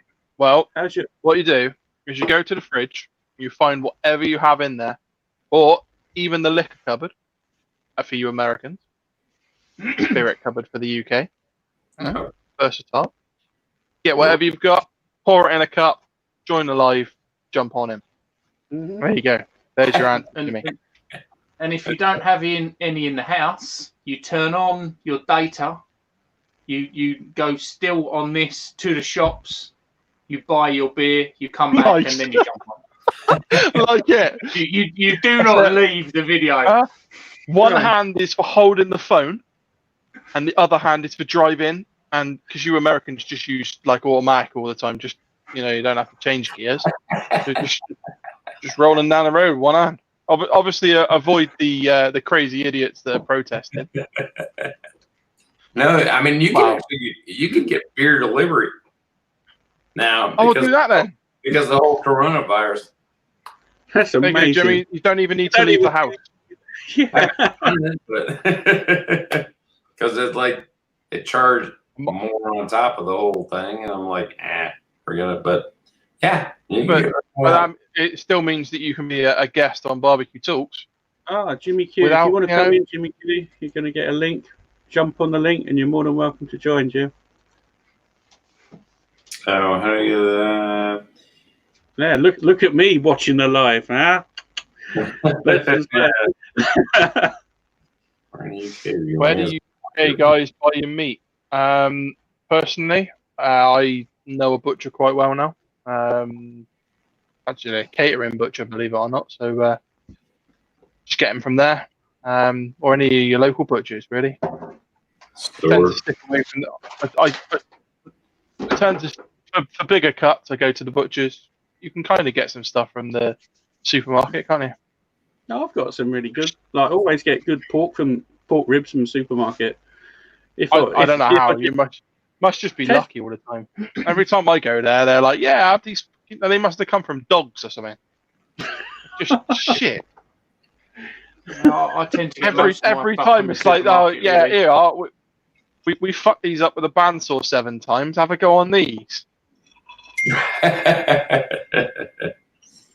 The ones I had on the weekend, I'm not joking, must have been half. Like it was like the half of a pig. They just went, "Here, have them." They'd lightly skimmed them with the bandsaw to take the babies off, and that was it. The rest, they were epically big. That's weird. Good ribs. So like at local grocery stores, unless you go to an actual butcher, like local grocery stores, butchers are going out of business. Like it's a dying art as far as I'm concerned. And you got to support your butchers. Otherwise, you got to support the butchers. Otherwise, you're going to end up with just packet shite that you can't do anything with. Basically. I mean, you guys have stuff closer, and like that's closer to like Europe, but it's not quite the same here. It's like crazy expensive, and you got me, man. You're on that chat there, Ryan, now, aren't you? Yeah, I'm fully focused on it.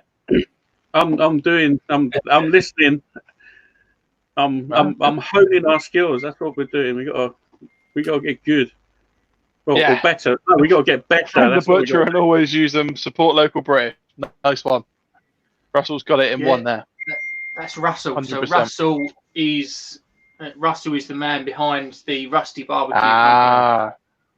Nice to meet you, Russ. What is that? If you've got a webcam and a mic, jump on in and tell us about how you came about the rubs. Or how Definitely. Jump that'd on, be good. That's the guy who Really good to speak to you, mate. The guy who started the rubs.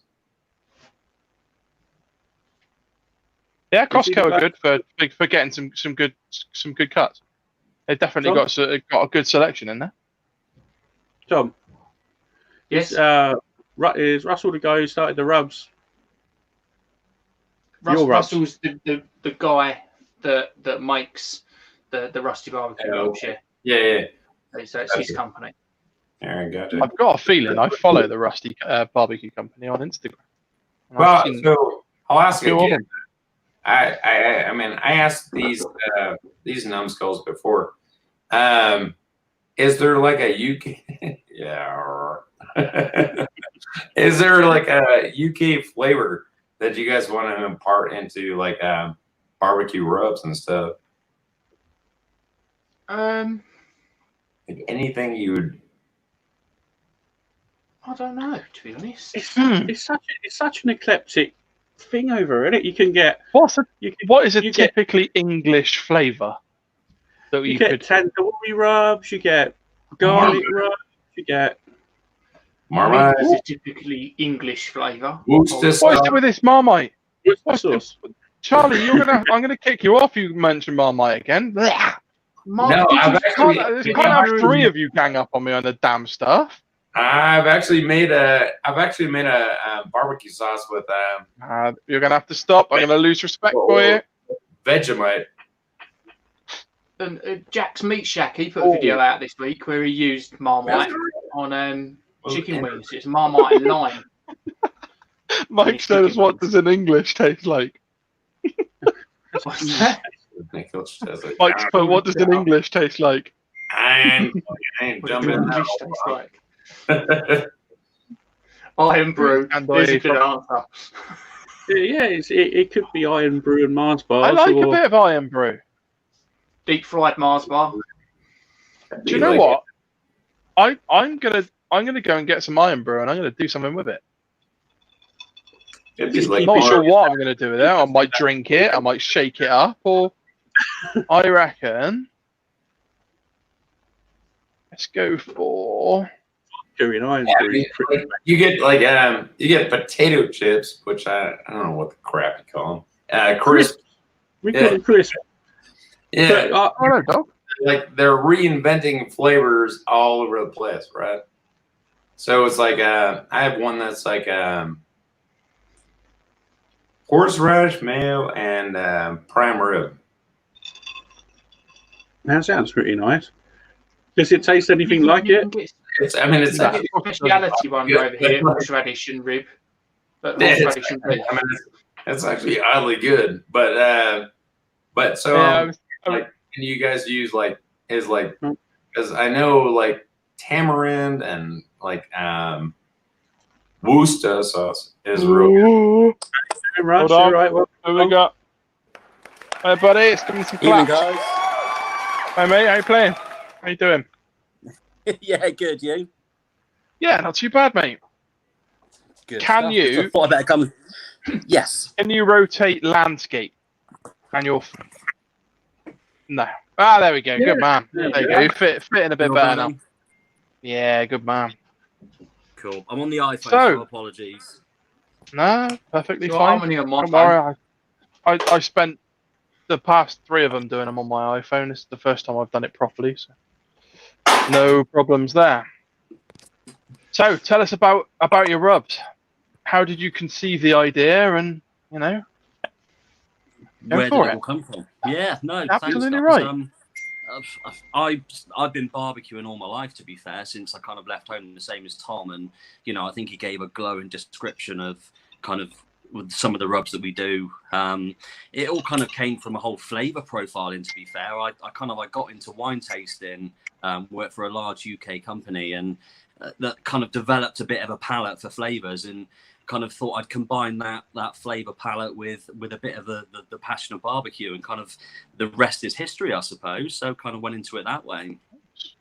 Oh, wow. And I think another reason that kind of why I started creating the rubs on my own to begin with, because it was, I think someone mentioned earlier on, the American rubs are really hard to come by, or either really hard to come by or really expensive here in the UK. And yeah, you know, there are some great, you know, guys now supplying them, which is brilliant. But when I first started out, there was very little going on. So yeah, so I thought I'd try and give it a go. And we started off as a bit of a hobby, and it's kind of grown from there, really. Oh, good. Excellent. How's business going? They are cracking rubs. So I'm not just saying that because I've been sent them. If someone sends me something and I don't think it's any good, then I'm not going to say to other people, this is good and buy it. And they are cracking. I mean, I used the cattle dust this week on my veg. So the veg video that comes out next week. So although that's made for beef, through tasting it, I thought like this is going to work really well on sort of peppers and onions. So I put it on there, and it's wicked. It's got coffee in it, which worried me to begin with, because I don't do coffee at all. I've heard some good things about coffee rubs. Really it creates that umami flavour. Yeah, it gives a real deep, rich, earthy flavour to rubs. And it can. It's there, but it's not coffee. Do you know what I mean? But it's there as another flavour. I'm not tasting it and going, oh, that's coffee and I don't like it. I know it's there. I can smell it more than anything, but it's not coming through as an overly coffee taste. It just works really, really well with everything else in there. I'm massively impressed with what I've been sent. Cool. Wow. I've never tried any coffee in any sort of rub, and it sounds quite very interesting, sort of what you've done there. Yeah, it's really good. Coffee tends to once you cook it, you don't really get that coffee taste, but you get the kind of back taste to it. It's like a tannic taste to it, isn't it? It's almost that kind of that slight kind of undertone, which is it's really good. I highly recommend it, especially for beef and stuff like that. Yeah, definitely. So any future plans to develop more rubs or glazes, sauces? What's the future hold? So we got a core range of sauces, and I wanted to kind of build the barbecue business up based on kind of what I like to eat and the flavors that I like. So it's not something that I want to rush and just put a load of crap out there and just put a flavor out for a flavor's sake. It's something that needs to work and kind of appeal to me first and foremost. So the last sort of 18 months, I've been working on 5 different rubs, which are due to land over the next coming months. So yeah, we've got our kind of our core 4. We've recently released an IPA rub, which is a hop-based rub. Which is a little bit different. It's got a bit of grapefruit in there, a lot of lemon and lime flavors, so a real citrus undernote, which again is great with beef. We've sort of played with the Cajun side of things a little bit, and I've got a bit of a Cajun sweet heat, sweet salt rub out at the moment. But we've just kind of this year kicked off what we call the Flavor Lab. So a lot of other a couple of other UK barbecue companies are doing it, and it's kind of expanding and trialing out these rubs to see what the response is like, see how you guys like it, get the feedback, and if it's something you guys like, brilliant. If it's not, we'll build on it, change it, and go from there. That sounds a really good idea, actually. We've got a website, Russell. Someone's asking a question. Have you got a website? Yeah, it's hugely original. It's the business name, so it's www.therustybarbqco.com. Cool. We get that in the link. Post it on this, .com. Yeah. There you go. In the link. In the chat, sorry guys. There you go. Go and check him out. Have a look at some of his rubs. Cool. I certainly will. I'm going to certainly keep an eye on you. Sounds good, mate. Well done. Right. Got a friend Mike is saying, do you ship to the States? Do you send it over to America? We've not really had much interest yet, to be fair. We've kind of been focused on the UK market. If it's something that is wanted, then yeah, definitely. I'd definitely be up for that. There you go, Mike. You heard it here first. Yeah. Heard it here on BBQ Talks. I'm interested. Another first. Why not? Another thing that really interests me is well, the packaging and all of that sort of stuff. How do you get it from concept to packaged in the UK? Like I've heard a lot of American people talk about it, but what's the process in the UK? So it's really hard, and you tend to find that unless you're buying kind of packaging and mass packaging, so talking sort of 5,000, 10,000 units of like the shaker cap top bottles that a lot of the UK rub companies use, it's really hard. It's a massive investment, and we've kind of grown organically from nothing, so we haven't had a massive input financially to get us up there. I'd rather spend my money on creating the rubs and delivering the quality. I know it's a bit of a shameless plug, but overspending out on packaging.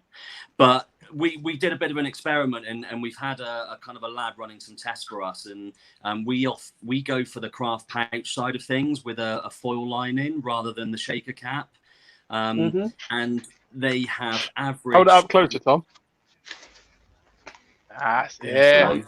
It's kind of sort of cardboardy on the outside, and then it's your Ziploc, well not Ziploc, but clips together, and then foil lined. I'd go as far as almost like a coffee bean pouch. Yeah, that's what pretty much. It's like that. Yeah, exactly like that, mate. Yes, it's a coffee bean. And pouch. it keeps it all fresh, I guess. Yeah, it does, and it can last up to 3 years. We've been told that's kind of the latest figures coming out. You can keep spices in there for up. I wouldn't want to do that personally. And mate, if they wouldn't last 3 years for me, they'd be on now. Constant. I'm smashing through them. Fantastic. I fly through rubs like nobody's business. Yeah. I'm gonna have some chips. Bugger it, get some of that on there. Yeah, but like so that's one thing like that is missing. I'm sorry. Sorry, Charlie. Carry on. I'm talking over you. Yeah, no, I like that style of shipping. And I'm lucky enough to actually have barbecue bottles and like sauce bottles and rub bottles and everything else. And so I like generally put that into that. Do you include like an empty bottle with that? Do I? And I don't at the moment. It's definitely something that I'd be interested in doing. If the want is there in the UK for it, then yeah, definitely I'd look at maybe putting a branded shaker cup in there or something that maybe move up. Yeah. Okay. What you could be shaker cup would be good. You could sell your shaker cup, and then on the environmental tip, send the pouches out. Yeah. Reducing plastic, etc. Everybody likes a little bit of environmental stuff, Yeah. I was going to say, branded shaker, boom, you're win-win. It's like a double win, isn't it? You're charging for that and charging for the rub. So buy X amount of rubs and then get a free shaker. Yeah. That's actually a really good. Yeah, that's a good idea. Yeah. Absolutely. Right. Go. See, another first from the BBQ Talks.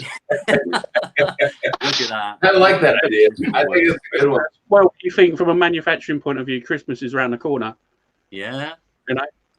Yeah, and I must admit that the last sort of 2 years in the UK in particular, I've noticed that we used to have peaks and troughs over the summer of the rubs being really busy and then dying out sort of September time, October time at a real push, But nowadays it's constant all year round. People barbecue in 365. There's a big push here in the UK to do more of it, and I think we're slowly getting better weather here in the UK. Tom, you got your shack. A lot of people are building. There are sites on Facebook and that where you can build your own shacks and share all that sort of stuff. So I think it's becoming more and more of a year-round thing now, which is great. Yeah, absolutely. Yeah. Just want to say one thing with the rubs.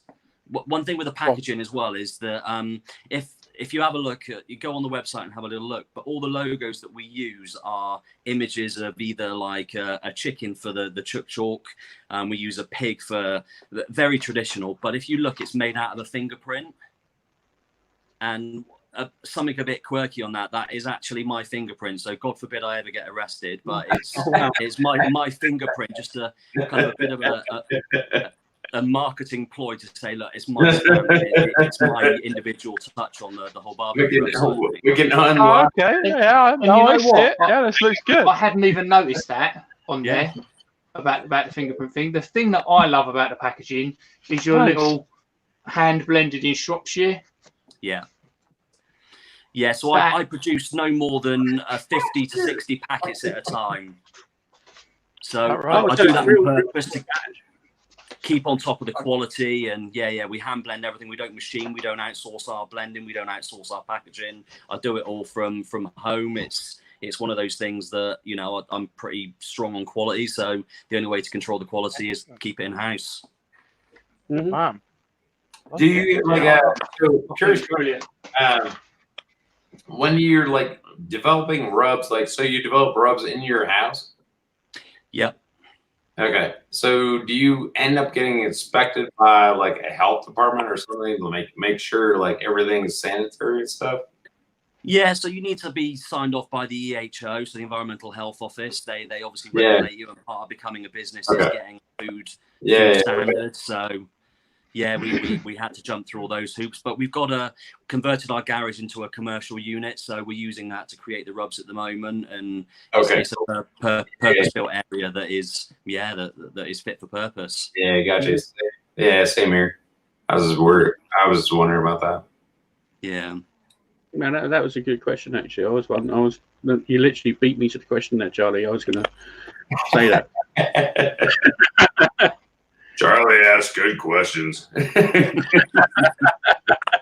Charlie says. Yeah, Charlie says. Do you know what? I think we should do a section that is Charlie says. Oh, man. Well, you were one of the driving forces behind getting this going, Charlie. So I think there should be a good section for Charlie says. Yeah. I just think Charlie should be on as a full guest. I want a full hour of Charlie answering your questions. Funny. Charlie's booked in, funnily enough. Good man. Well, I'll let that one slip, but he is booked in. So now you're going to have to subscribe, like Brian's channel, and then maybe sometime soon Charlie will be put through the ringer. I will. I'm booked at this point. You're a top right, Charlie. You've supported me right from the beginning.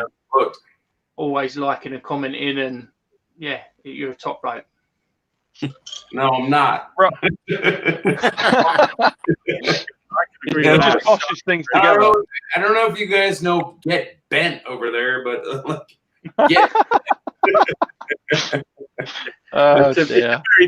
It's a different meaning over here, to be honest.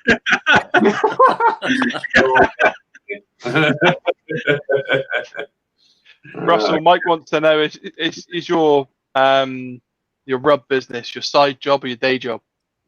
No, it's a side job at the moment. I'd love it to be a full-time job. We've gone into the catering side of things as well to try and boost that a little bit and it become a full-time job. But obviously that's died a death this year with obviously the pandemic and everything. Yeah, I was going to say catering is quite a tough gig to do anyway, isn't it? Margin-wise, you've got to. It is. I mean, we focus a lot on the corporate and the weddings rather than a lot of the festival circuit, purely because you're guaranteed your revenue, and from a risk point of view, you're taking less of a punt. We do a couple of the local festivals where Shropshire, I live in Shrewsbury in Shropshire. We do kind of the local food festivals up here. I've done the Mould and Smoke and Fire Festival once. Which was brilliant. We were there the first year the guys set up down there. But it's a massive risk, and anybody else that does it from a catering point of view is, if you go into the whole kind of event and festival circuit, you fork out your money up front, you buy a pitch, 9 times out of 10 you got to pay a percentage of your profit on top as well. It's really, really tough. So that's quite a lot of them. Yeah. It's a tough world, catering. You've got especially event catering, not weddings or anything like that.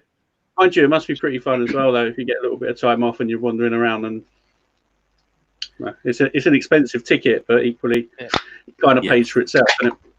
It does totally, yeah. I've got an idea for you, Russell. Hit me. So, I find that there isn't enough sort of rubs or dustings for chips. For chips. Yeah. Okay. So like burgers, you want chips with it, yeah? Yeah. So I reckon a nice sort of spice blend for your chips, and you could call it pit chips. Pit chips. Like it. Yeah. Yeah. And maybe something coming soon along those lines. Maybe I won't give too much away, but that'd be good. Yeah. Yeah. That's something I may I may possibly have gone to a barbecue restaurant and commandeered their rub for their chips. Good man. Maybe. Might have done. I Nothing can't wrong with confirm or deny that I did. I might have a stainless steel shaker with their, rub in it. I can't say. But I am running out. Any filthies from any restaurant either. Let's just say I'm running out. So the quicker you can get it out, the better. Let's see what we can do. Oh, love it. Before he goes to jail or something. No. That's like stealing a pencil from Argos. Totally doable. Oh, God. Well, plausible deniability. You should never admit nothing. I'm not saying I've stolen a pencil from Argos. What's the point? Apparently, what kind of criminal world is this that I've entered into? You're in the petty underbelly one. of the UK underworld now. From there, steal this from here. You'll be good. I'm like, Yeah. You can get yourself a stolen pencil and a potentially borrowed shaker. It's not. I haven't got a shaker. No, that's good then. I don't. No, definitely not. If there was a shaker, They might be- that perhaps maybe I don't know. They might be watching, Brian. We can't. I know. This is a little bit horse and stable, isn't it? To be honest, bolting the door, etc. No, It wasn't me. The thought I had that maybe I didn't. It slipped and somewhere. fell. Yeah. I just got home and it happened to be in my Argos bag with a pencil. Absolutely, yeah. While they were clearing the table, they knocked it into my bag. That sounds viable. I can see you. Yeah, I can see where that that's what I'm works. going for. Yeah, my wife wasn't overly pleased with the terrible accident that happened in the restaurant, potentially. potential accident that could possibly have happened or not. Yeah, Look here, maybe. you. I actually have some serious questions. I think she said something along the lines of, "We could possibly get banned from this place if I possibly have done that." It was a risk I was possibly willing to make, just for the spice in my chips. So we need to get the chip spices sorted real quick. I'm on it. Check out tomorrow morning. We'll see what we can do. All right. And I can believe Brad all the serious questions I had. No, so one is what's your plan for expanding out your market? Do you want to do Europe, or do you want to move into the US? As far as pushing out product and stuff. I'm going to be completely honest with you. I've not got aspirations to be, huge in any particular country. I want to keep the quality of what we do solid. I want to build a base here in the UK first and foremost, and get some great custom, which we're finally starting to do. It takes a while, we've been going 4.5 years. It's taken that long just to start getting the name recognised now. Pretty cool. A lot of what we do, a lot of our kind of core base ranges, Tom touched on earlier on. So our pork has lovage in it, for example, and it's a kind of what they call the ancient UK herb that never gets used anymore. And you know, lovage. It's a medieval sort of herb, isn't it? They used to use it a lot for I've heard it was more a medicinal sort of thing, wasn't it? Lovage. That's right. Yeah.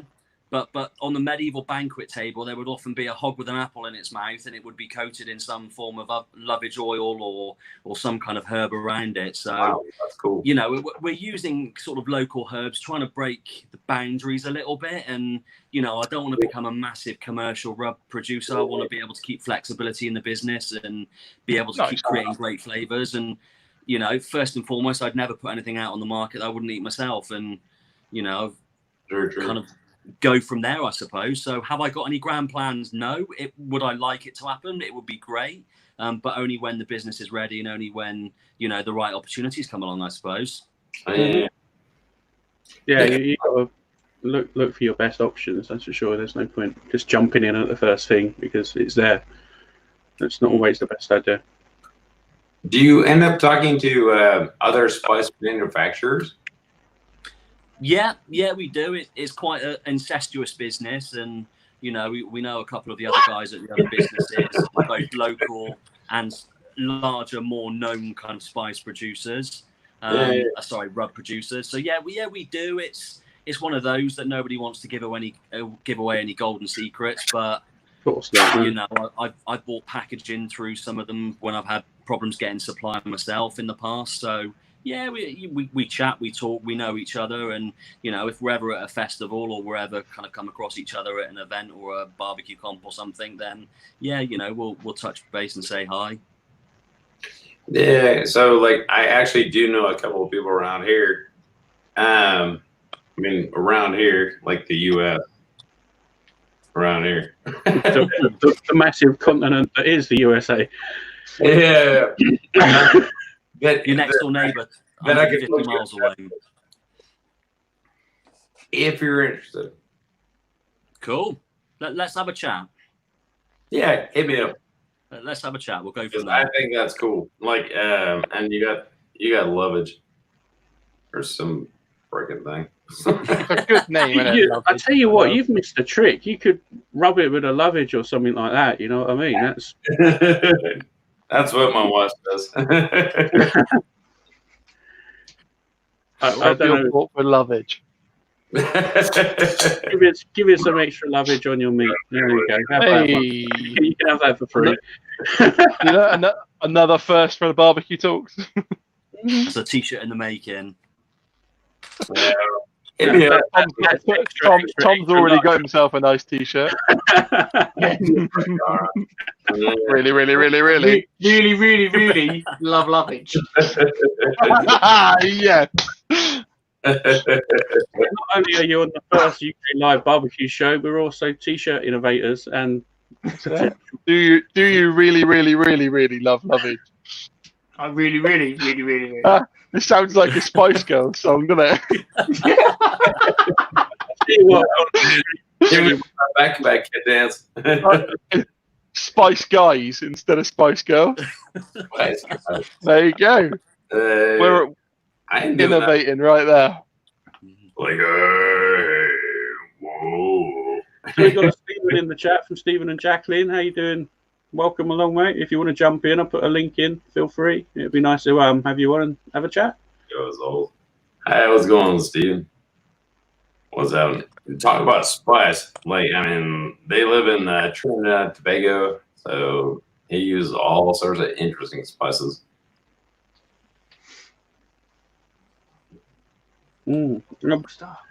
So if you're from a manufacturing point of view, with your rubs and stuff like that, it must be. Mind you said you're only. I was thinking you'd be doing kilos and kilos and kilos of lovage and whatever good stuff you have in your rub coffee. How do you keep the ratios constant? Do you have like set tooling, or do you just measure it and tip it in, or what's the manufacturing process behind your let's say the assembly of your ingredients, not necessarily what your ingredients are, but do you have tooling for, or sort of like measure it, specific measuring jugs or specific measuring things, or do you just sort of like, it's that amount of weight that goes in, then that goes in, so you're measuring by volume, or are you measuring by weight to make what you're using? Yeah, great question, and it's it's something that's kind of developed from the old kitchen scales up from there on in, really. So we kind of measure everything by algorithm, and it sounds really stupid. We have our core range, and I created, and I'm no tech nerd whatsoever, but created a simple working algorithm that kicks out based on how much product we want to produce. That gives me the quantities, and then it's commercial scales. Yeah, we use commercial scales. And we measure each product out individually. We've got a barrel that's attached to a drill that spins a drum, so that kind of blends as you're adding the ingredients in. That kind of takes the pressure off a little bit. Really homemade, basic stuff. But yeah, we kind of use a mixture of commercial equipment that's available to us. Like I say, we're not a huge organization, not a huge company. We produce kind of 50, 60 packets of one rub at any one time. But I'm doing that kind of every couple of weeks at the moment. So we're kind of going through the rubs at the moment. It's going to get larger and busier as kind of the next month goes on, I suppose. And then we'll probably increase that to maybe 150 packets of each production run. So it scales up and scales down. But yeah, we use computers to give us what we need. We measure with scales and we blend with a bit of intuition. Okay. Yeah, so you know what. So you're going by flavour as well as recipes, as it were. Yeah, it's the thing is we've got a really good core supply range from different suppliers, whether that be the British herb suppliers that we use, or whether we use an importer for things like our paprika and our chilies and things like that. And one thing when we set out is that we needed a constant. So we've kind of signed up to constant supplies with certain companies to make sure that continues. And by purchasing from one supplier and using the same supply each time, you guarantee the same quality every time. Well, also as well, it's building up the relationship with the supplier as well, which obviously the more you get to know each other, the better it is for both of you, isn't it? In long term, like supply goes up. Obviously, you take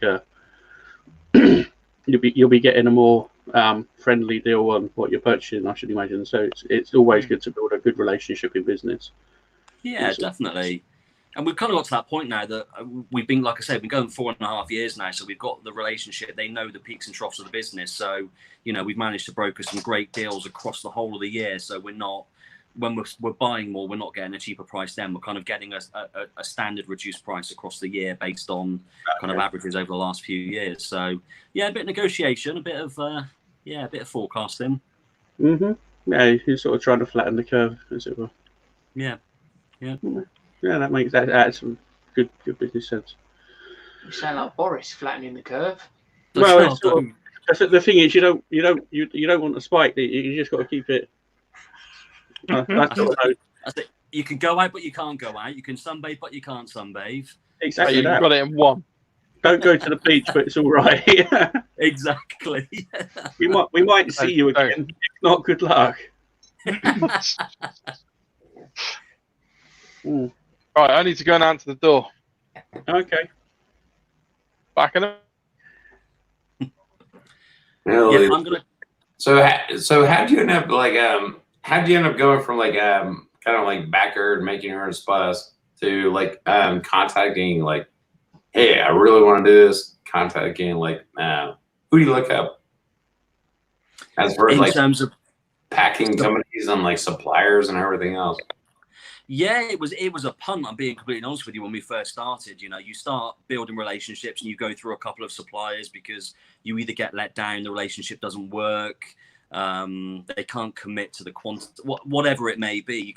We've been through. I'd say the first 2 years we're going through that learning curve, but it's good old friend Google and recommendations. If I'm being completely honest with you, and I know it was mentioned earlier about do other rub producers and that talk. Yeah, we do, and we know where to go to get the decent stuff. And you get to know who are quality suppliers from quite early on.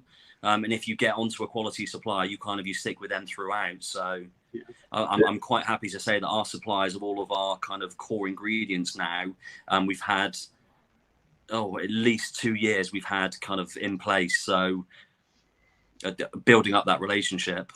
I think it's fascinating. Do you have a YouTube channel? Don't have a YouTube channel. No, not ventured that. I've got a young family. I've got the 9 to 5 job, and then we've got the rub and the catering on the side. So it's finding the time to do it all. To be completely honest with you, is really, really hard. Good. So one day we'll just focus on the rubs for now. And we'll get together. Like, the thing to me is I think it's a fascinating story. And so if you do that, and no one's done that yet on YouTube as far as I know, and correct me if I'm wrong, if anyone knows somebody who's done, here's my whole journey through, all right, I'm starting that backyard, I'm doing this, ramping up. I think it'd be cool. I don't know. Yeah. I'm super interested. I think it's cool.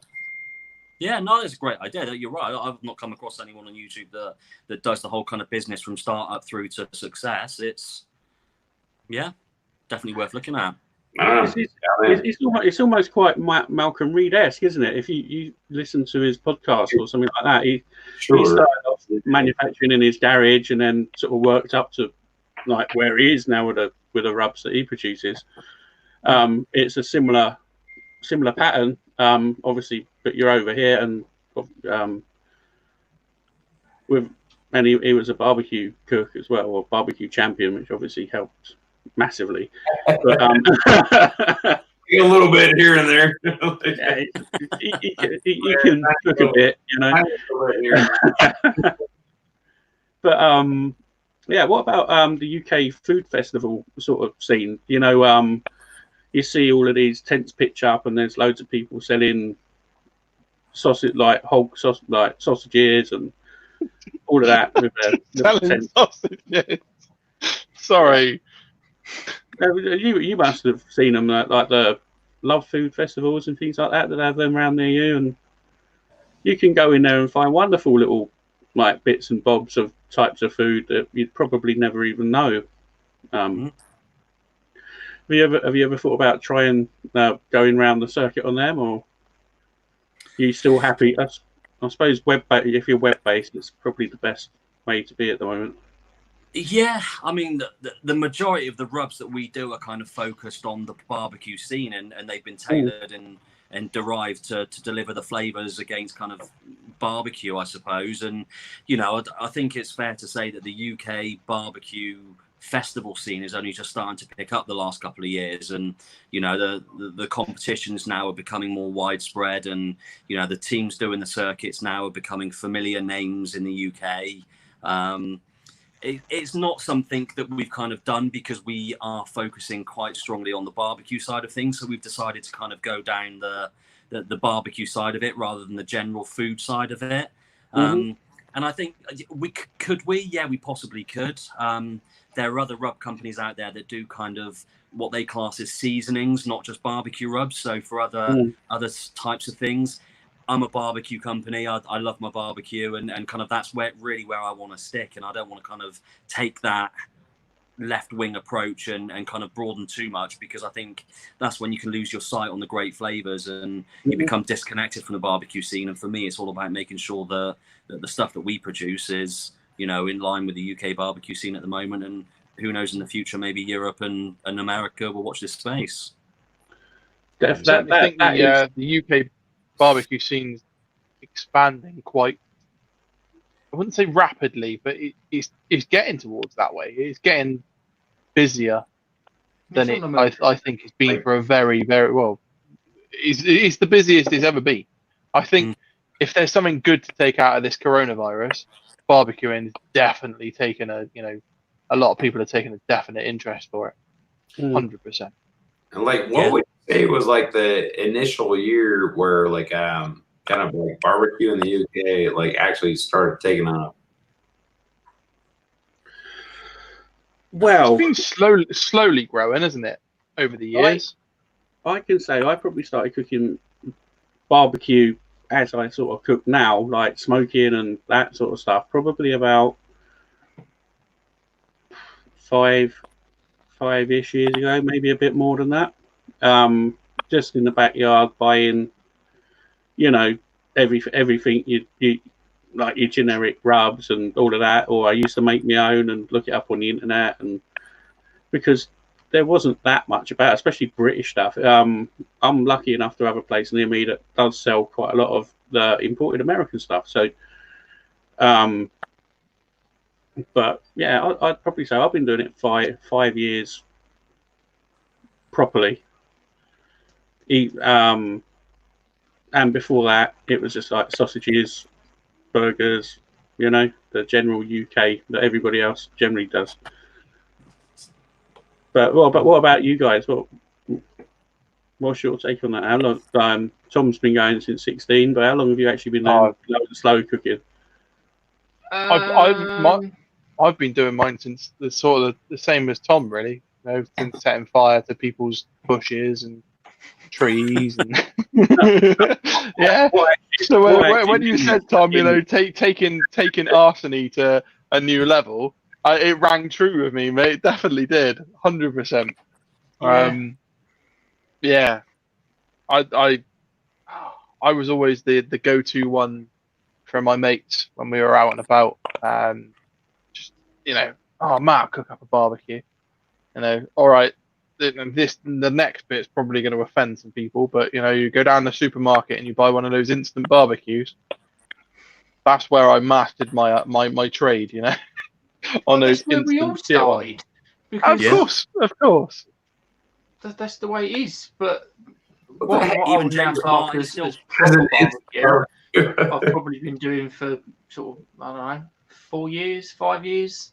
No more than that. Yeah. Before, it was a Wilkinson's grill that you'd pick up for 15 quid that might last you a year, maybe 2.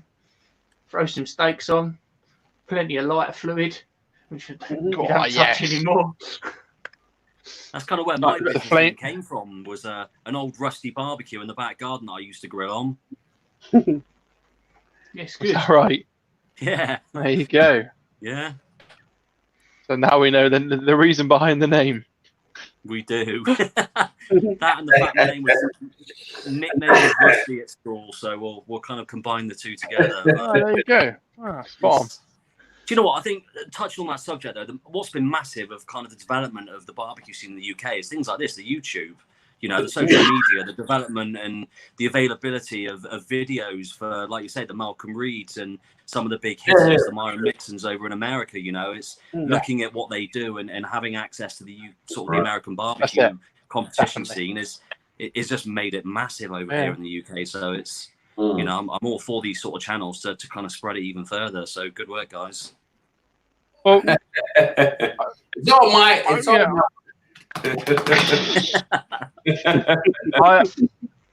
I'm gonna put out that I think we are probably the first doing what we're doing, interviewing different barbecuers for England. How so? Yeah, I mean there's people that have tried little different bits and bobs, but I don't think there's anybody that's done what we're trying to achieve. Okay. So. You know, I think that was a good thing. Oh, for the show, you mean? Yeah. Well, you sort of like you come up with the inspiration. Charlie, he kicked us in the right direction. That was a good idea. And then kept pushing. And I was like, "It's gonna be good." Like, you just wait. Yeah, I think it's a great idea, and I don't know. Like, I mean, the thing to me is like I've always been grilling my entire life and barbecuing and everything else. The big kick here was like the barbecue Pedesters show, which happened like, I don't know, years and years ago. I love watching that show. Yeah, it was. We had a UK version, didn't we? It's like watching six. It's like watching 6 episodes of repeats.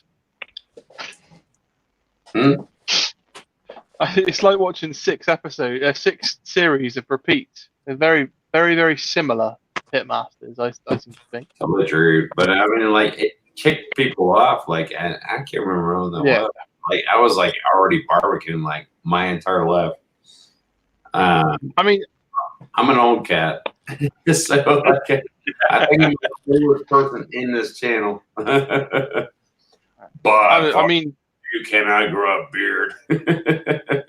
I'm not gonna lie. I've watched them, and yeah, I mean, they certainly gave me every time I watched them, because every night I'm watching them again, and you're like, oh yeah, I want to go out and cook some ribs or chicken or whatever they're cooking. It really does give you a kick up the arse, and if you're not feeling the love at that particular point after watching some of those, you're just like, yeah, do you know what? I mean, for here, like it actually kicked things off like big time, and I was like, I've been doing this my entire life. Right.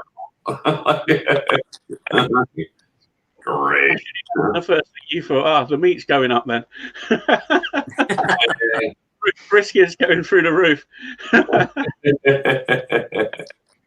But Russell, did you catch Dutchie's comment? More people find out about barbecue and stuff, and like it's like wild because like you guys are on fire, and like it's going across Europe.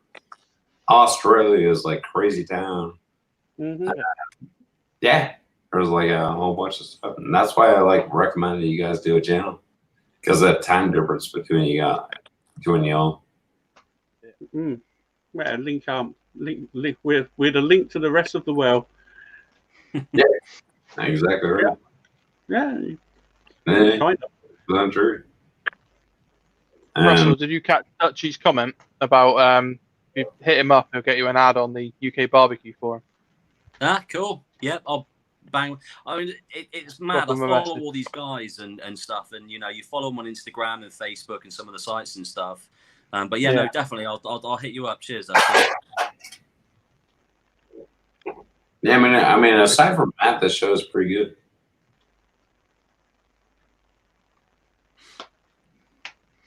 Right, guys, I'm going to love you and leave you. I've got to get to bed because I've got to start trying to get back into work mode of getting up at 5 o'clock in the morning, ready for Monday. So I don't want to be up too late.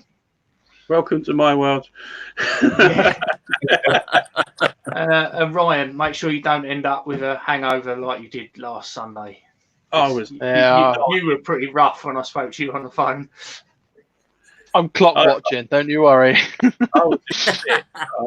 I'm not gonna lie. I was ruined. We won't be going until 4 o'clock in the morning. It's been great being on. Thanks for having me on. No, it's been a pleasure, mate. Thank you very much for coming on the first show. Brilliant, Russell, thanks for coming on as well and having a chat about the company. It's been great to have a chat with you. Good to see you, Tom. Take care, mate. Definitely. Yeah, and you. Right, I'll speak to you soon, guys. See you later. Absolutely. Thanks again, mate. Cheers. Cheers. And then there was 4. Or whatever. I think I'm going to politely bow out as well now, guys. Okay. I'm going to politely bow out, I think, now as well. I've got young kids, so I know they'll have me up in the morning, and if it's not them, then I've got to be up at 6 for the smoker anyway. So way late. Good man. Excellent. Thank you for coming on and having a chat. Yeah. Very interesting talking to you. Absolutely right. Yeah. Good to be on, guys. Thanks for having me on. I appreciate it. Anytime. Thank you, mate. We'll have you back as a more formal guest. I think that if you fancy it, you can bring all your wares. That'd be good. Sounds good. I'll message you. I'll message you later on, or probably tomorrow, and we'll get you booked in and have you as a proper guest. Awesome. Sounds good. If you're up for it. Sounds good to me. No worries, mate. Right, guys. Thank you for coming on. And thanks for coming on. Stay safe, mate. Thanks very much. See you later, guys. Bye-bye. Bye-bye. Bye-bye. I'll massage you as well. I don't know. There was 3. And then there's 3. That's all right. I can go to that now. Boom. We've still got 8 people watching, Ryan. Yeah, no. I think. I'm like, that's that dude. What are we doing? Look, like this. Just, look, one that way and one that way. Your wife is gonna hate you. That way. You realize that, right? Sorry? Your wife is gonna kill you. You realize that, right? No, Which one? She's fine. Which one? Which wife? Don't tell her. What? So, at the moment, we have 9 viewers. What are you? You guys are. I reckon. I want to see who those 9 viewers are. Can we get a thumbs up from the 9 viewers that are in the chat at the minute? Come on. Let's see who's still watching us. You guys are 7 hours away, I think. So 7. My side is too cool for the thumbs up. You guys are almost at midnight, right? Like just before midnight. Yeah, 10 to midnight. All right. All right. I actually mapped her all right. There you go, Roma. You guys are doomed. What do you mean we're doomed? What? If we're doomed, it's your fault. No, it actually turned out really good. I thought it was super cool. And you guys had like 21 or so? I think I saw it peak at 22. Yeah, 22. Yeah, and for like first live. Thumbs up from Mike. Holy shnikes. That's crazy. Thumbs up. I'm gonna give thumbs down. Nah, I wouldn't. No, I would never. I'm really glad. I think it went. I was very happy with how that went. Yeah. That's super cool. And that's the first one, man. So that was actually really cool. You need to do the one above it, Brian. The one above it. Who's on next week? Next You week. see, that hasn't appeared on YouTube, although it's in our live comments on SteamYard. Who's on next week? Shall we reveal? He said he's definitely doing it. So You don't have to. it's a UK manufacturer of smokers, and Oh, cool. he definitely knows how to cook. He's been in. Well, he's a barbecue champion over here as well. So it'll give us an insight into UK barbecue champions. And Mike. Yeah, let's put him up there. I don't know. So Mike's was the last. Right, here we go. Mike's was the last of your previous shenanigans. How does that sound? So Mike was the last of something. Hey, what's going on, buddy? Tom was the first of something. Yeah. Uh-oh. This is Barbecue Talks. Last week was a live. It was just a big live. To be fair, we had questions and stuff, Mike. But I think we're just trying to home it in, to be honest. Just trying to polish it and get some bugs out. It looked pretty good, to be honest with you. Like, it worked like a charm. Like Tom was, and then you got like other people. Yeah,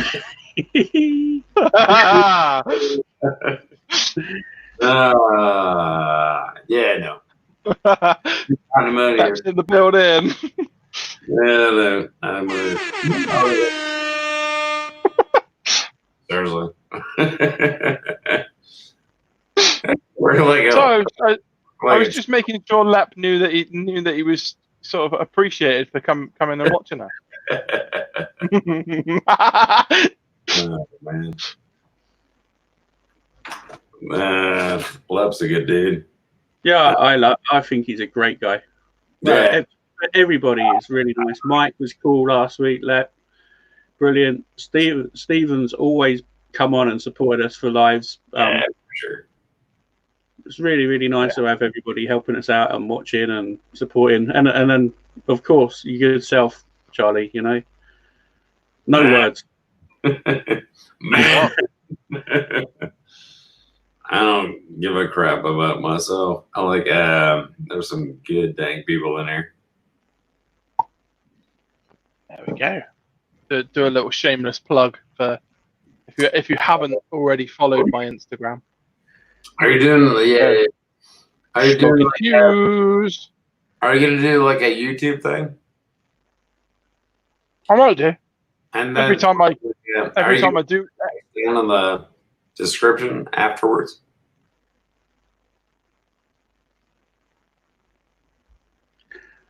Oh. Or something. Nah, or some links beforehand. No. Be like, hey, here's our guest and whatever else. But yeah, in the description box. Yeah, I mean, you could be like cheesy cow or whatever else you want to be. That's not nice, is it? Come on. That's Molly. That's Molly Moo Cow. Cheese, and I like cow too. What's not nice about that? The cow has a name. It's Molly. No, I thought you said you were feeling it. Not great. Molly Moo Cow. There you go. That's depressing. Stick your head in and say See you next week, Mike. Thank you for tuning in, mate. Thanks for joining, Mike. Much appreciated, mate.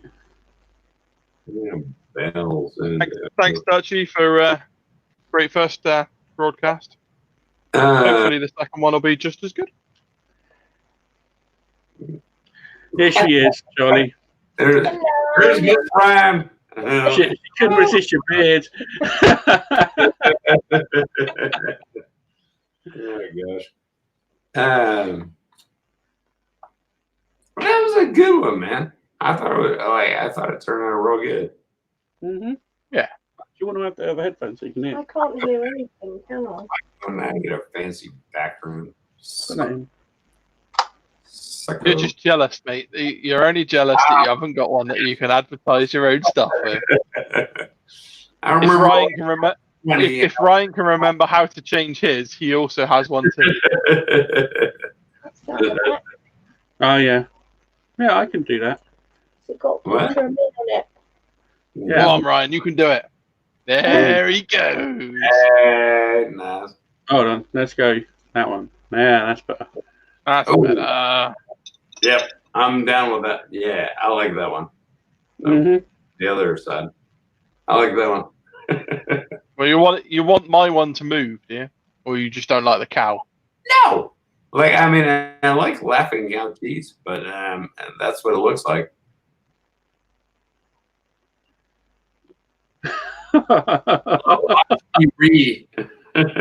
Man, that cuts deep.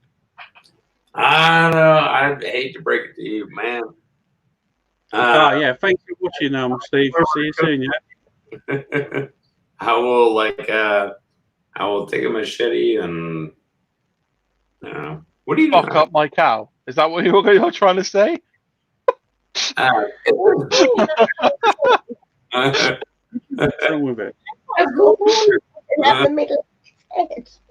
I'm down with it. It's like a friendly cow looking thing. What? I thought the cow was good. Lavash, Too late now. I can't change it. I've got a load of branded stuff with it. Thanks. Now you put a load of doubt in my head. All right. What does everyone that's watching think? Did the cow look all right, or is it just Charlie being horrible? It looks like a Xbox controller, and like a monocle on like a Lavash Ri. Where are you seeing Xbox controller from a fucking cow? The nose. Yeah. I hate to break it. How you say that? Mate, Do you want me to actually grab a controller and show you? if that's anything, it don't look nothing like an Xbox controller. Maybe a Sega Mega Drive. Mm. Leave my cow out of this. Oh my god. What's the cow ever done to you, Charlie? I'm doomed and left. What? You need fire and run. Oh, yeah. I'm gonna change my thing just to like a steak Put a instead. fire in the nose or something, and put a grill behind it. I wanted simplistic. The barbecue want- grill.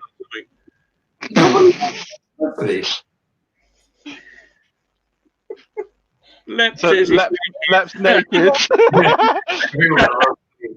thanks for joining, Steve. See you soon, mate. Stay safe. Much appreciated, brother.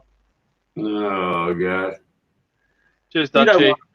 what? Yeah. Let's see how. I'm naked too, except for like I get like Just top up. Yeah. Answer the door, Ay, caramba. What's going on, Jay? What's up, bro? Oh no, we're losing our viewers now. Grow great. And It's nearly And I told you what. I what? told you the time limit was midnight for losing your viewers, didn't I? Oh, Daddy Cook's just gone live. Yeah, exactly what I just seen as well.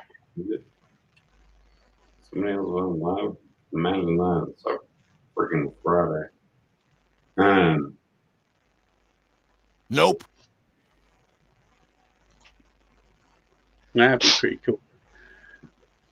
Yeah.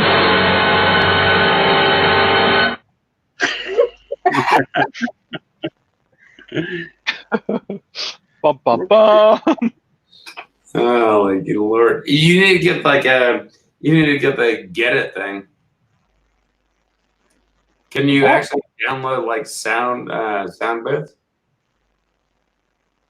You can. Yep, I can. Um, However, we had this discussion earlier, Ryan and myself. We can't use too many of them because of copyright rules. So I did have a lot of them queued up, ready to run. And then Sure. it was like, well, we've got this, that, and it was like, yeah, they're all like movie line, stuff like that. So we've opted for not using them. Yeah, that's bizarre. So, hold on, I'm gonna look it up. But I mean, like the air horn, I can use that. Definitely use this one. hold on. So your buzz, little man.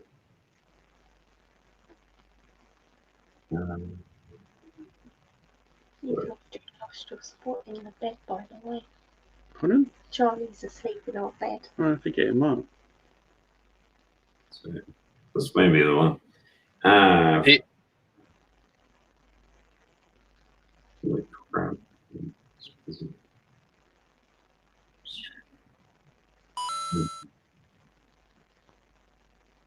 Hold on. This is the one I'm talking about.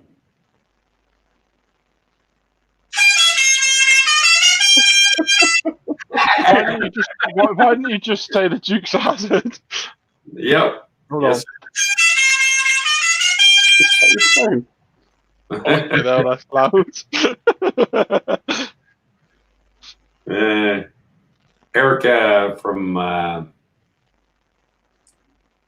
whatever blows that all the time. He's got a horn that blows up. Cracks me up every dang time.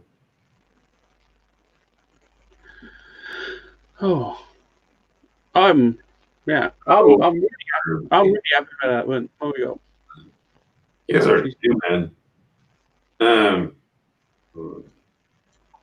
Oh, yeah.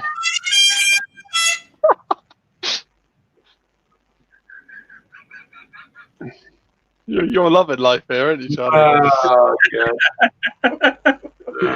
Hold on a ticker. I'll get it Yeah. in there properly. Wow, plug on that one. Yeah. It's Generalise Dixie. It is a general, yeah. Ready? Like this one. Yeah? There she is. There we go. Charlie Pickles in the house, and off goes the generally. He's got like, he's actually got like an air horn, and he's like, "Get it!" Oh gosh, Oh, you're a good woman to put up with that. What was that? He said, "You're a good You're a woman." good woman to put up with that dude, and have his grills going on and everything else. I'm a lucky fella, you know. Well, he likes to cook, and I Why are like you to. lucky? So it's win-win. Why am I lucky? She's a very, very, very, very patient woman. I think Lep's absolutely off his tits. I have pepperoni nipples. You lost your cover. Oh, my life. Needs to come on and show me. Oh, yeah. Some weird. Oh boy. No. You do not want to get involved in this whole YouTube. No. community. We They're want this to be a weird. success, not a complete failure. I'll leave you We don't want to to get banned from YouTube. Yeah. There's some weird stuff going on. So Jay has apparently pepperoni nipples.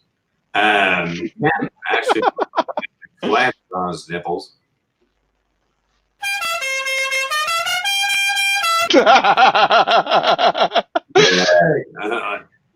There's some weird folks in here. But they're all getting fun. Most.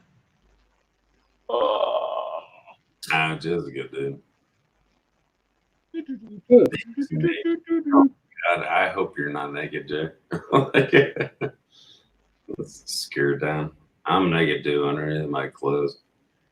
There you go, Roma. Welcome to the U.S. barbecue community who apparently shares way too much information. Mm. You guys are like, I'm not quite sure where to go after the pepperoni nipples, if I'm honest. I don't know, I'm pretty sure that's killed it. What's that? Pepperoni nipples. I don't want to scare your family. Yeah. I have pepperoni. I've got to put that up, actually. I'm naked. No, I have pepperoni nipples.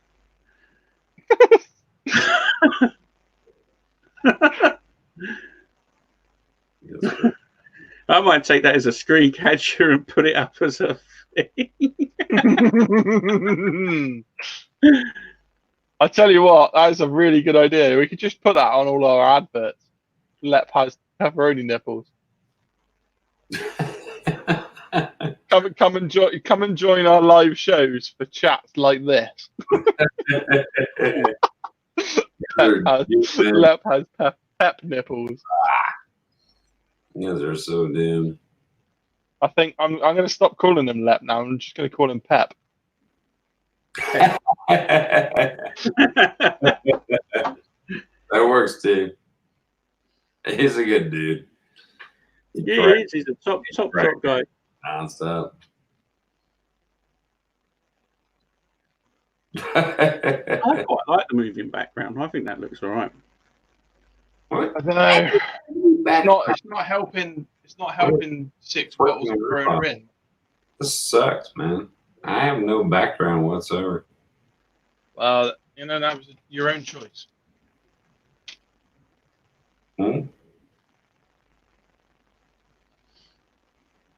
Because they're fired. If I knew how to do it, Charlie, I'd tell you, but I'm not technically proficient enough.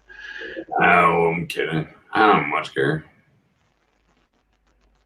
I thought that, I thought it turned out real well. So, I thought it was awesome, and you got a spice dude in. Mm-hmm. Whatever his name was. Russ. Be interesting if spices from the UK would come out here, or spices from other places come out. He's just messaged me on Instagram. Yeah, I got one too. Yeah. Oh, I have Instagram as well. I really enjoyed having one. Good. Yeah. Good to have a bit of an insight of how rubs are made. I enjoyed it. I thought it was really cool. Yeah, that was a good little bonus, really, wasn't it? If you think. I thought it was really cool. For sure. Ciao. And I keep asking about the comps and spices, everything else you guys eat in the UK or in Europe or anything else. I mean, you have given that time zone, you guys have a wealth of people to pull from that are in the same time zone or like close to. Well, in sort of like Europe, there's they're pretty big on barbecue. Holland, Belgium, Germany, they have a lot of barbecue competitions. Yeah. Strangely, my brother lives in Belgium. And it's where my headquarters is. What, Belgium? Yeah. Do a lot of travel to Belgium. Funnily enough. I don't think my brother would be able to know anything because he teaches at the University of in Belgium and like Brussels, medieval French literature. So it's not exactly attuned to the barbecue community. Person, put it mildly. There is some big stuff. I've got a mate. Well, I've got a couple of mates go out there actually who judge. Well, actually, Marcus only goes to Amsterdam because he just likes beer and women. So not so much now. Is there any other reason to go? And the problem being, oh, I see no. Oh my God! Oh my God! No, he like. I mean, if you guys, if you can see what I can see, you. Shit! Pep's in the green room. Wonder about that whole thing. Here he go. Oh, Pep, come on! What's going on? Oh, Pep's got his lips out. Look at Daddy, Oh man, how many viewers have we got left now? Have they all run away? Look at Daddy, Oh my God. They've all run away. We've got one person watching, and that's me. That's me watching. Thanks, Pep. Are we like losing views or are we gaining views? That's my. No, we've lost everybody. Everybody has disappeared now. Now that Lep's come on with no top on. Which way is the beach? I'm not a beach. Like, that way. I am not like. I can't do it. I don't know. It's the opposite way. Do you think it should be? What? It's that way. It's the opposite way to what you think it should be. Gee, genius! Like I'm well aware. It's when you try and go with the other hand and go like this. See? That way.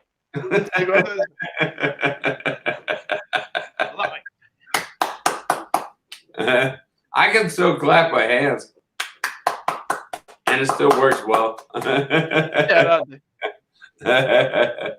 Don't much care. And I can't believe you scared off all the viewers. Like, give me a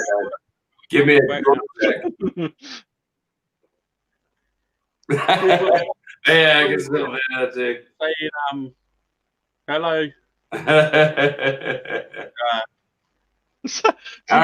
We got 3 viewers. One is me, one is your wife, and somebody else is watching Lep just for his nipples.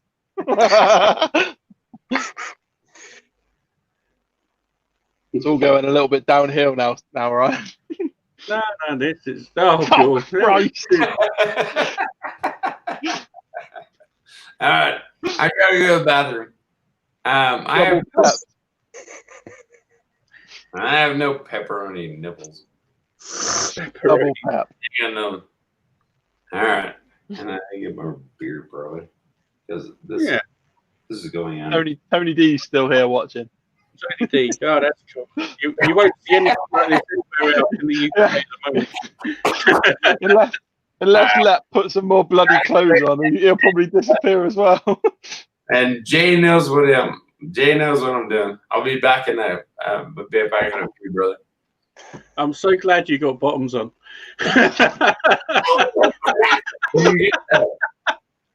Fucking hell, what has this show come to? Oh, man. That's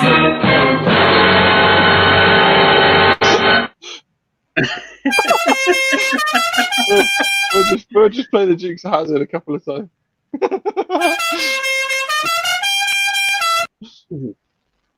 Fucking hell. all right. I will be back in a second or two.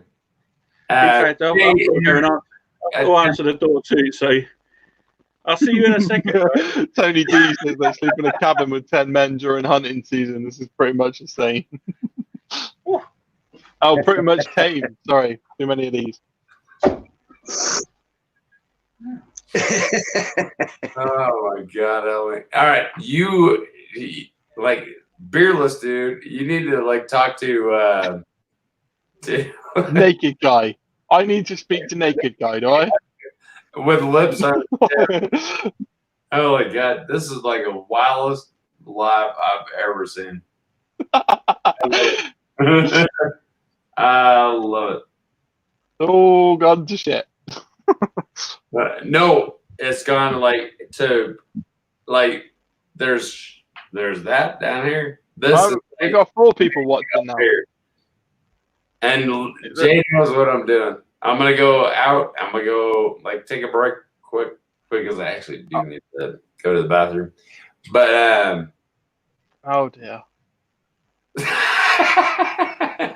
Just hurry up and go and do whatever it is you're coming back no, to. I'm not doing that. And Oh, dear. I should probably actually get some more beers. I'm going to have myself another massive marshmallow. All right. Holy shit. Entertain Jay. Massive, look at that. Right? Entertain Jay. Because Jay is my brother. So entertain that dude. Okay. Got to go to the Or Right. alternatively, Lep can entertain me. You know, he's almost naked, so just carry on going. Get the rest of this. turn it into a. Now Ryan's not here. Just God. stripping. live I've ever seen. Fucking great big heart. Kiss on his face. That's so cool. Oh my God. I need one of those things. Man, I got nothing like that. That is like the crazy dude. Well, Jay's gonna entertain you. So knock yourselves out. This is like the greatest. Damn. I really do need to answer to the door. Son of a bean. Can you hear me, Lep? Oh, he's gone. All right, back in a second. It's me then, guys. Whoever's watching left. Three left in the watching live. Only 1 left in the chat.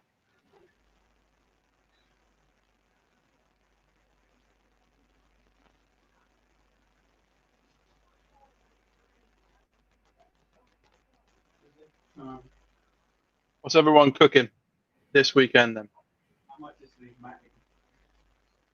Oh, I can hear Ryan. He's slowly coming back.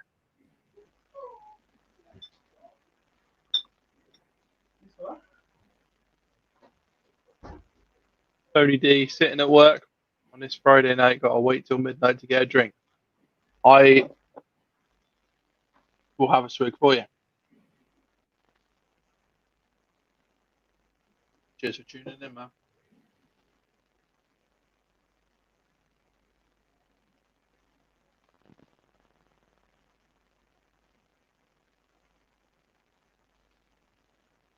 Abandoned by my co-host and one, and Charlie. Feel like being abandoned. No.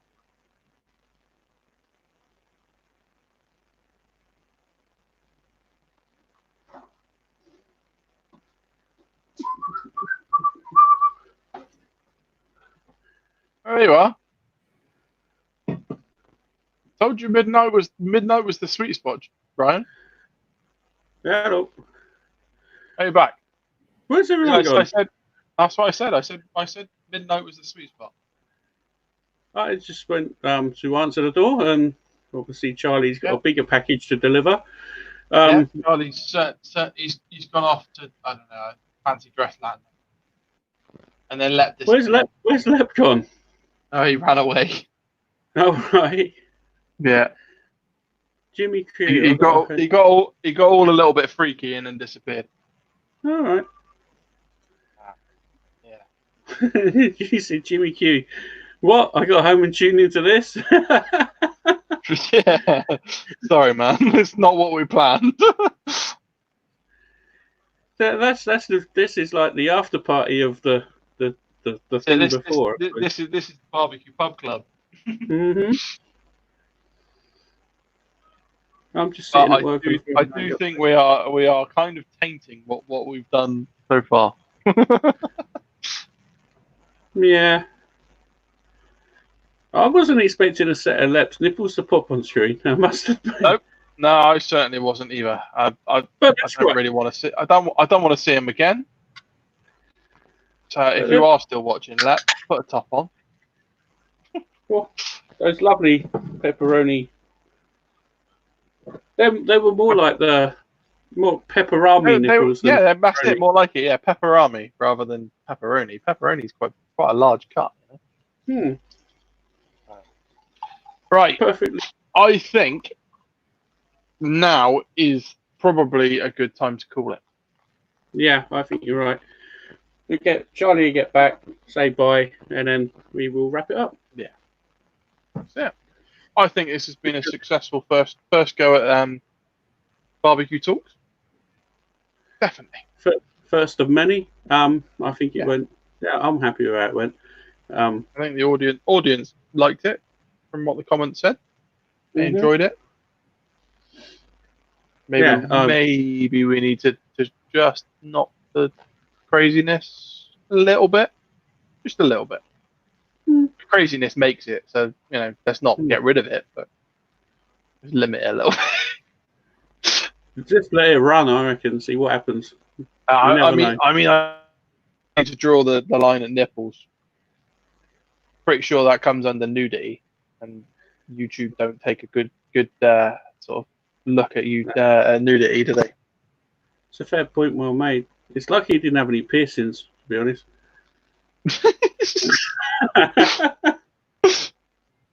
Oh dear. You'd be getting in like the Silence of the Lamb territory, you know what I mean? Yeah. Oh dear. But apart from that, I think we've had a really good night. Really good one. I've enjoyed it. Very good interview. I don't think we haven't had any issues. No, all the tech worked great. Yeah. Nice to have. I think we're probably the first to have these kicking around in the background instead of offices and stuff like that. I hope so, anyway. I've not seen. I've seen Barbecue Central show as virtual background. Yeah. Yeah, but we're the first in the UK. Yeah, to have a background like that, your own personal background, and to do this as well, which is cool. Great pub club tonight. Yeah, it's a bit quiet tonight, Jimmy Q. Definitely a bit quiet. That's all right. We put a lot of energy into the interview. Now we're just having a chill now for the last. Yeah. Breathing. Whatever. What on earth Charlie's doing? I don't know. He said Lep knows what he was doing, so. All right. It's obviously something crazy. If he's answering the door, he must be taking a big package in. That's all I'm saying. Or maybe dropping one off. Yeah. But I think he's shipping something large across country. Oh. He's going global on that one.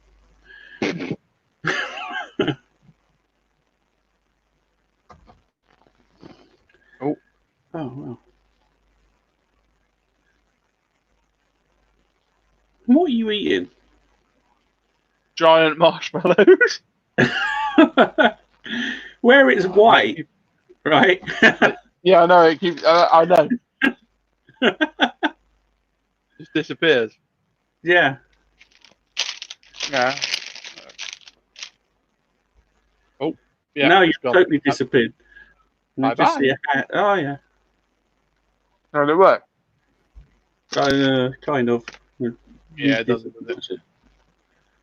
Yeah, Giga barbecue marshmallows. Oh, that's cool. I mean, they're like size of my face, man. They're huge. I They're a got good something size. similar to that. Do you know I got what? them not from Home Bargains. They're like really nice. Really Mhm. nice. Can't stop eating them. What is good? Does your missus drink at all? Yeah. Does she like Baileys? Yes. Quite a lot. Get a like a chef's torch. Melt the top, so the marshmallow turns into a cup, and then fill it with Baileys. Mhm. Ooh. She will be your best friend. My wife can vouch for that. She loves them. She's my best friend anyway. I mean, That kind of yeah, best friend. yeah. Oh. especially after sort of 6 or 7 marshmallows. That's what we're saying, is it? Well, you'll have a sugar rush, so there'll be plenty of energy and enthusiasm. That's all I'm saying. Yeah. So we're definitely not getting any money from this one. Bah. But top tip, really good, really easy. They look super. They look cool as well. I bet You they know, like do. what you choose. That they are. They're good. You know, like a creme brulee sort of torch or anything, plumber's torch. Just burn the centre out. Yeah, I've done that loads of times. Deb loves them. And then just eat it afterwards. Yeah. Mm.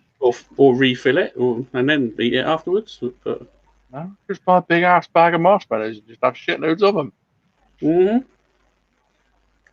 It's really cool. Like, especially if you have people around or something, you can do like a tray of them and take them around. Everyone's like, "Oh, that's really cool," and then you're thinking, "Oh, it's just super easy." Impresses people. And it's just like, sounds like a good idea. they do a mint as well sometimes. I don't know what Charlie's doing, but I'm falling asleep. I thought the marshmallows were going to help. They're not. Probably doesn't help that I've had 6 beers either. So I think I'm going to call it a night. If you want to still, you jump off. Mate, you're waiting for Charlie. Yeah, I'll say when Charlie comes, we'll see what happens, but I'll probably say goodnight and then wrap it up. Although we've got 6 people watching again now. Ah, you see, it was the marshmallow thing. Give us a thumbs up if it's the marshmallow idea. I reckon it definitely was the marshmallow idea, or maybe it was just my slow, seductive eating of marshmallows that are keeping people there. Possibly. 14 likes on your video so far, mate. That's good. Yeah. To be fair, the last live done really well as well. We're knocking on the 3-hour mark. Are we? Oh yeah, we really are. Really? 8 at night, get a phone call on it. Huh? What's that? Do you know the Rusty BBQ Co? His rubs aren't massively expensive either. I don't know. $5.99. $5.99 for 200 grams. That's pretty reasonable. Amount of money. Yeah, pretty damn good if you ask me. If he can come up with a chip rub, I'm on it. I'm not joking. Like that, just finishes the barbecue off. You cook some chips up, chop some potatoes, done whatever you've done with them. You just want a little bit of. Don't just want salt. You just want a little bit of zang to it. Something different. Something. If I was to do it, like make a chip rub, I think something citrusy like acid would be quite good on it. See, for chips, randomly, I like a little bit of heat. A little bit. Not like fucking, whoa, you're burning your face off. But just a little, just enough. Mild chili. Pepper, some salt. Probably got, to be fair, I've tried to do, work out what this hypothetical rub that may or may not have come to my house is. Because you can't find it on the internet. I bet I think it's got some paprika or something. It is, yeah. I'm pretty sure it is, but it's got a nice kick to it and tasty on chips, and that's what they put it on the table for. It is chip seasoning. It's damn tasty, but I've nearly run out, so I need some more. The paprika will give you a little bit of underlying. Like it's not a hot, but it's. Do you know what I mean? It's certainly not paprika. It's got paprika in it because the colours, it's like a mahogany. So it's got pap in there somewhere. So there might be a bit of but the heat's definitely coming from chili because you open it up, you've got chili, like remnants of chili seeds in there. Black pepper, some salt. Looks like it's got some sugar in it, just for a little bit of sweetness to offset the spice. But yeah, it's probably got garlic in it, stuff like that. Does look nice. Tastes amazing. That's sort of like a base of any rub. I actually used it. I did macaroni cheese on the barbecue, on the Weber. Wow. Macaroni cheese, big old skillet full of it, and I dumped a shitload of it in there. Oh my god, it's the best mac and cheese I've ever had. It's amazing. I like real good. For some reason, my kids eat pasta, but they won't eat macaroni. Really? I know. Okay. I know. You know. It's got too much flour in it. Apparently, he doesn't like Alfie. He says he doesn't like the cheese sauce, but then it's in it. He'd eat What did it's got too much what in it? flour, like the roux, I suppose. Okay. So my cheese sauce, I use 3 tablespoons of flour, 200 ml of milk, and a fucking bucket load of cheese, and that's it. Can't taste the flour at all. There. Really nice. I thought you're supposed to like cook the flour in butter to like cook the flour taste out, and then chuck the cheese in and. Yeah, I put the cheese goes in last. So you put milk in, bring the milk up to some form of boil. Put the butter and the flour in, and keep mixing until it thickens, and then take it off the heat. Put the cheese in and keep going until the cheese goes in, and that's it. Real nice cheese sauce. There's no, you can't even taste the flour. It is just nice stuff. Done dirty fries with that plenty of times. Mac and cheese, Charlie. Make a roux. That's it. And then you just like throw in like, so a roux. Anyone tell me what that roux is? Flour, butter, and milk. Flour and butter and milk. No. No? But it is. No, a roux is like equal parts like fat and flour. It's not one of those things that bounce around in Australia, is it?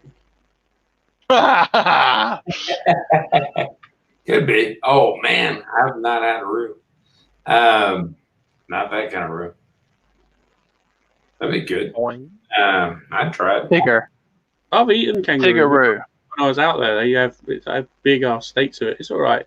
It's very lean. Yeah. It's kind of like venison or something like that. I guess. I go for it. I mean, like a basic roux is the like basic sauce. It's like equal parts like flour and some sort of fat, whether it be like oil or butter or whatever else.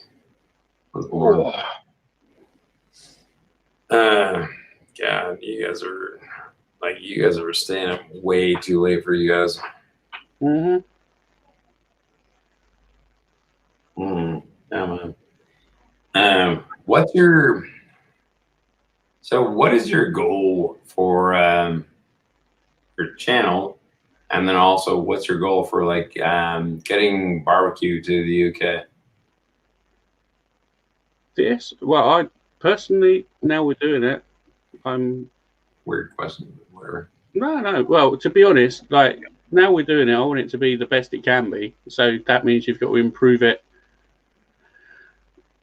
through little steps every time. Look back, see how you can do things different or improve it or make it better. I think we've got a good start, but I think maybe there are little tweaks that can be done to just make it a little bit slicker. Like you've got people talking over each other, but then we've got to figure out how to stop that. And I've stopped rambling a little bit. Yeah, I mean, good luck on that, but Yeah, I know I go on a little bit, but I was listening in a week to people interviewing, and if you're interviewing someone, you ask a question and let them speak, and then add something to it, and then let them go again. True. So that's sort of something I've learned, and I'm trying to enforce. But True. How's that working with the wife?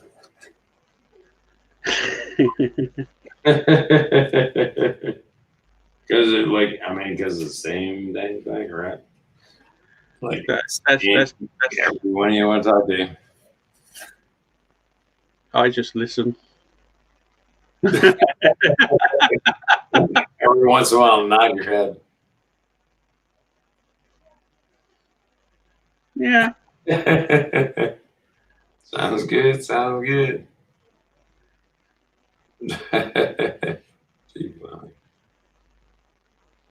That's fine. Nah, that's totally fine. Do you guys have a couple of people out there? There's the one. Somebody I was watching earlier. Can you hear me now? Yeah. No. Right. I'm going to call it a night because I'm sure my wife wants to go to sleep rather than listening to me talk. Good job, guys. It's been a good one. Good job. Yeah. And I'll catch up with you both very, very soon. Yeah. Nice. Speak Good to job. you later, guys. So, Bye. great show. Thanks, mate. It was brilliant. Yeah, man. No worries. Speak to you later. Chin Bye. Tanner. Dangling. Mate. Then there's two. That There's two of us with one watching, and that's probably my missus. that was actually pretty stellar. Like you did, like for first one, holy macaroni. That was good. Thank you. Yeah, I mean you got like 22 at some point. Heck yeah. We get that many people. Yep. 100% true. No, cool.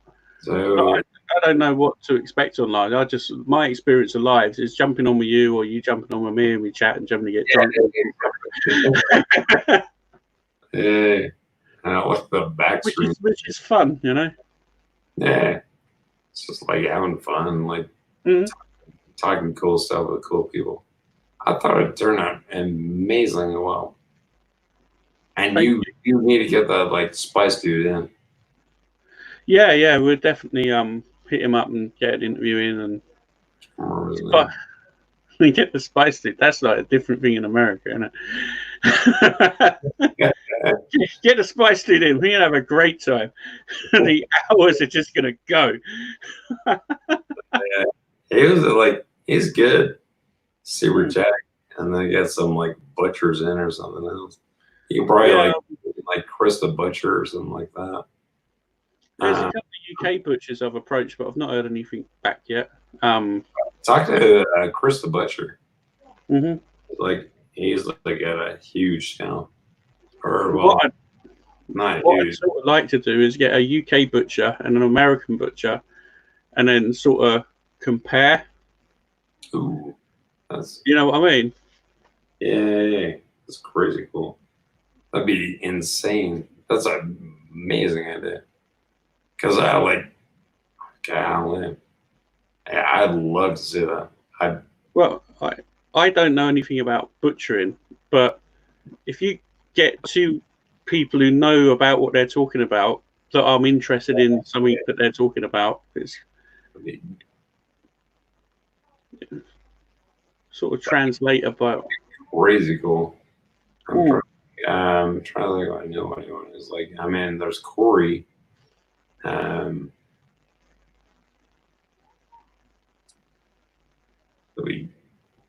be insanely cool. Like I would watch that in like 100 days under the sun. Speaking American butcher. I don't know. Let me think about that one. Unless you have someone in mind. I think it's a phenomenal idea. Oh, that's-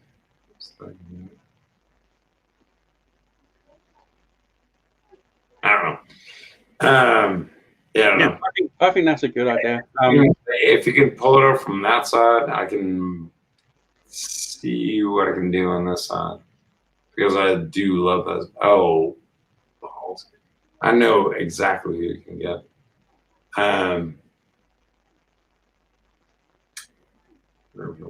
Jump on. Yeah. All right. Maybe work it out. Well, I've still got to work on my end yet, so I've approached someone and not heard anything back. So hopefully he's going to get back to me. Otherwise, I'm going to have to find someone else. So pretty dang cool. Yeah. So how you been anyway? What you been doing with yourself this week? I got a replacement board in for the pellet grill, so I'm gonna put it in tomorrow morning and see if it works out. Otherwise, been busy. And it's been hot. It's been busy, and then next couple of days, it's supposed to be windy as anything. But otherwise, I was doing simple cooks on the cast iron and stuff. Inside. Fire your Smoky Mountain back up again, huh? I do need to fire that up again. Yeah. If you don't burn it out, that means you're going to have to clean it, and that's going to be. Yeah, exactly. It's kind of a nightmare. I'm like, I'm like, oh, what do you Rosanna today? And it's like, and I'm like, nah, it's pretty. You got to burn them out at least once a month, otherwise it's just like, ugh. Then you got to clean them, and that's just not fun. The whole deep cleaning thing, which is a miserable nightmare. I need to do the same thing on my Blackstone as well. You got a Blackstone? I didn't know you had a Blackstone. Huh?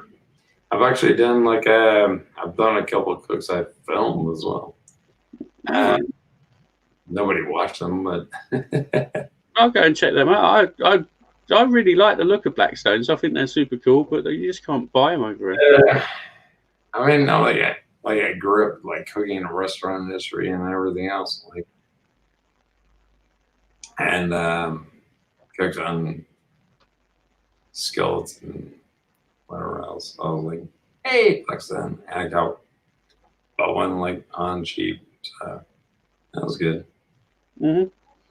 I just like the idea of knocking pancakes up. I saw John do. You made a pancake thing and eggs, and it just looked really, really nice. Check out mine.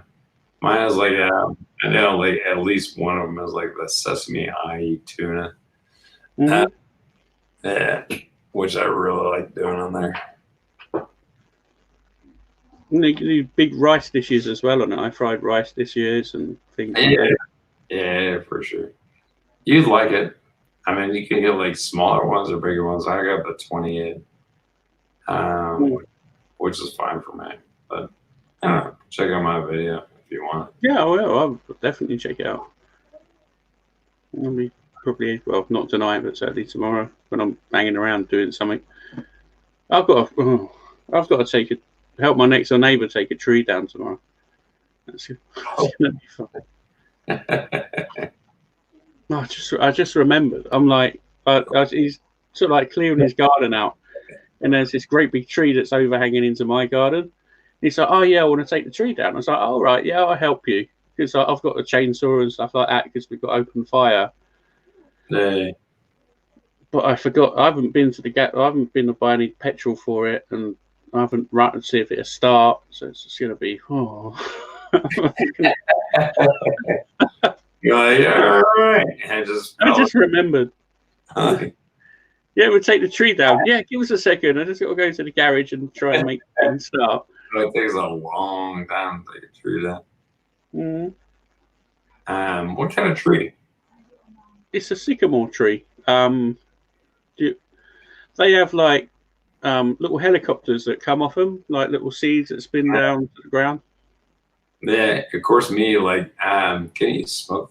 I don't know if we can smoke sycamore. I don't know, to be honest. I'm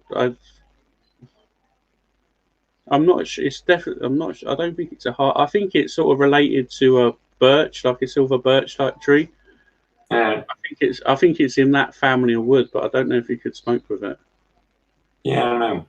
It's like a good thing. Like my first thought, like, can you smoke with that tree? Like, if so, like, all right.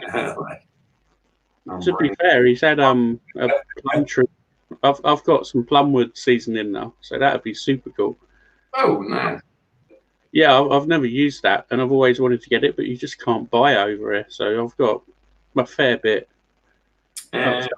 Cherry and plum, and he's got an apple tree as well. He wants to get rid of, so I'll be well sorted soon. That sounds really good. Plum cherry work great with pork. Also great with like you can use them for chicken meat as well.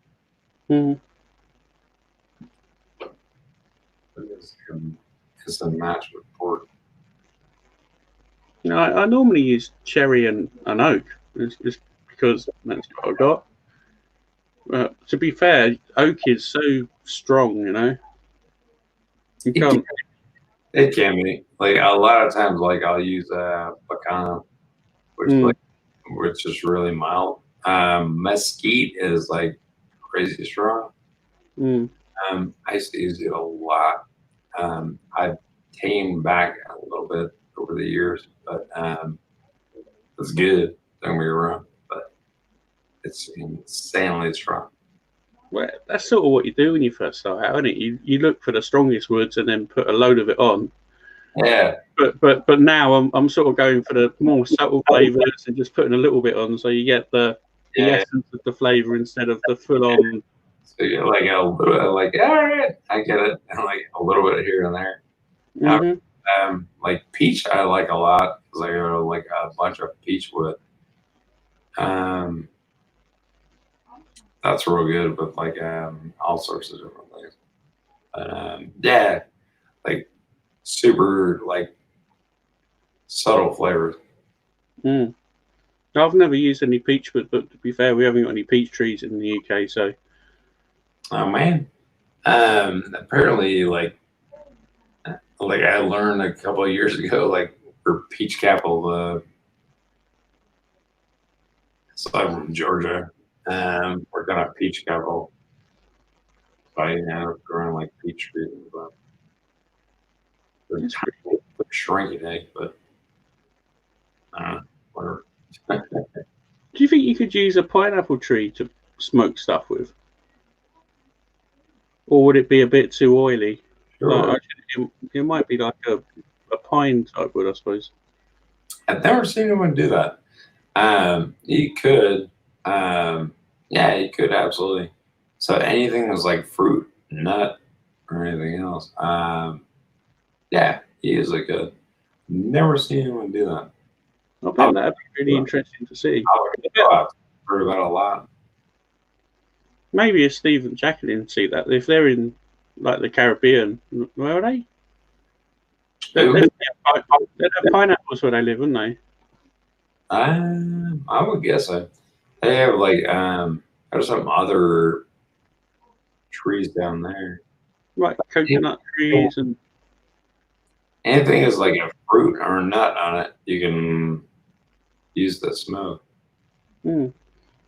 Like we're getting coconut briquettes over here now. Have you seen that over in the US? I've heard about it, yeah. They're supposed to be really, really good. I've never used them personally, but they're supposed to like not give off much trash and burn hot, or you can do low and slow with them as well. Who's different one was? Yeah, somebody actually did. I can't remember who actually was using coconut. Yeah, it'll work. I don't know, don't make briquettes, but but yeah, you can use that. Tropical wood smoking. There you go. Yeah, you can use it all sorts of different things. Acacia, people use. I don't know if acacia bears fruit. I don't even know what acacia is, if I'm honest. What is this? You got me. I'm not a pro on plant species. What about them feet? Do you know the trees that grow in the swamps when you see in Florida? Like the like a cypress? Like the one that like roots down and everything else? That's it. Yeah, you sort of like see the crocodiles swimming in them and stuff. I wonder. I don't think so. I've never seen anyone cook with it. I'm 100% sure on that one. Because that'd be interesting, because it'd be in sort of salty water as well. So that might, I don't know. Yeah, I wonder. I mean, yeah, I wonder. More fresh. We have like a ton of like pine trees and like other stuff around here. You do not want to use the smoke. Yeah, I know. You can't use pine wood to smoke. Well, only fish. I've seen a lot of people use it for fish, but it's not smoking properly. It's just like burning the wood, basically, but it gives off the pine. Not at all. It'll like it'll burn the tar out of the thing, and like it's just no way. Cedar planks you can actually use, and I guess cedar doesn't have like any fruit or nuts, but people use cedar planks. Yeah, they cook fish on them, don't they? Yeah, a bunch of that. Don't know. I was thinking like the nut and fruit thing. That's 73. Or alone. Yeah, I don't know.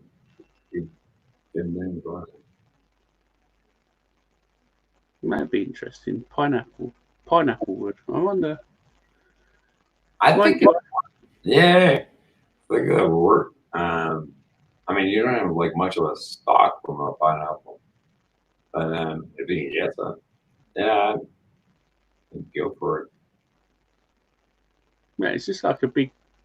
I think they made super. Yeah, avocados supposed to be great, like super mild for the else. Pineapple would be true, because you don't get a whole ton of tree behind it, but yeah, I could see it work. Because they don't have. Well, I suppose they have little branches, but then it's just like one column of wood, isn't it? Or if it is indeed.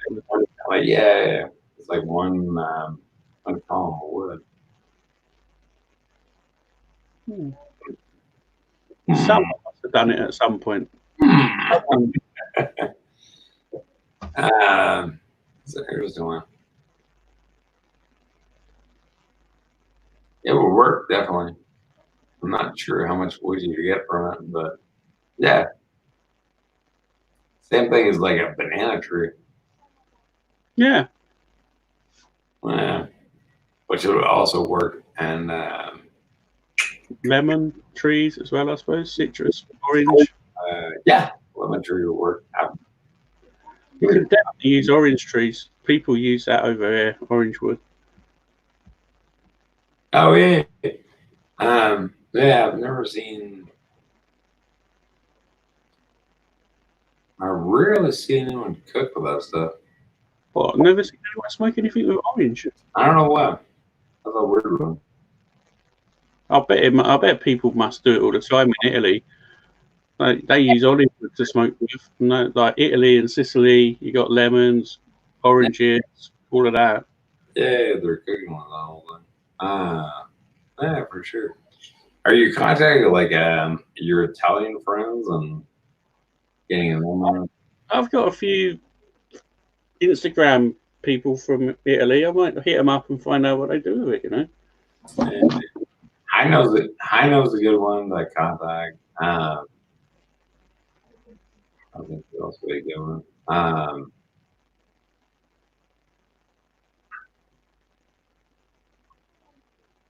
I don't know. I'll have to think because I don't think about things in that terms. Yeah, but High Nose would be a good one. He's German and Kitchen Mofo. He's trying to think who else would be.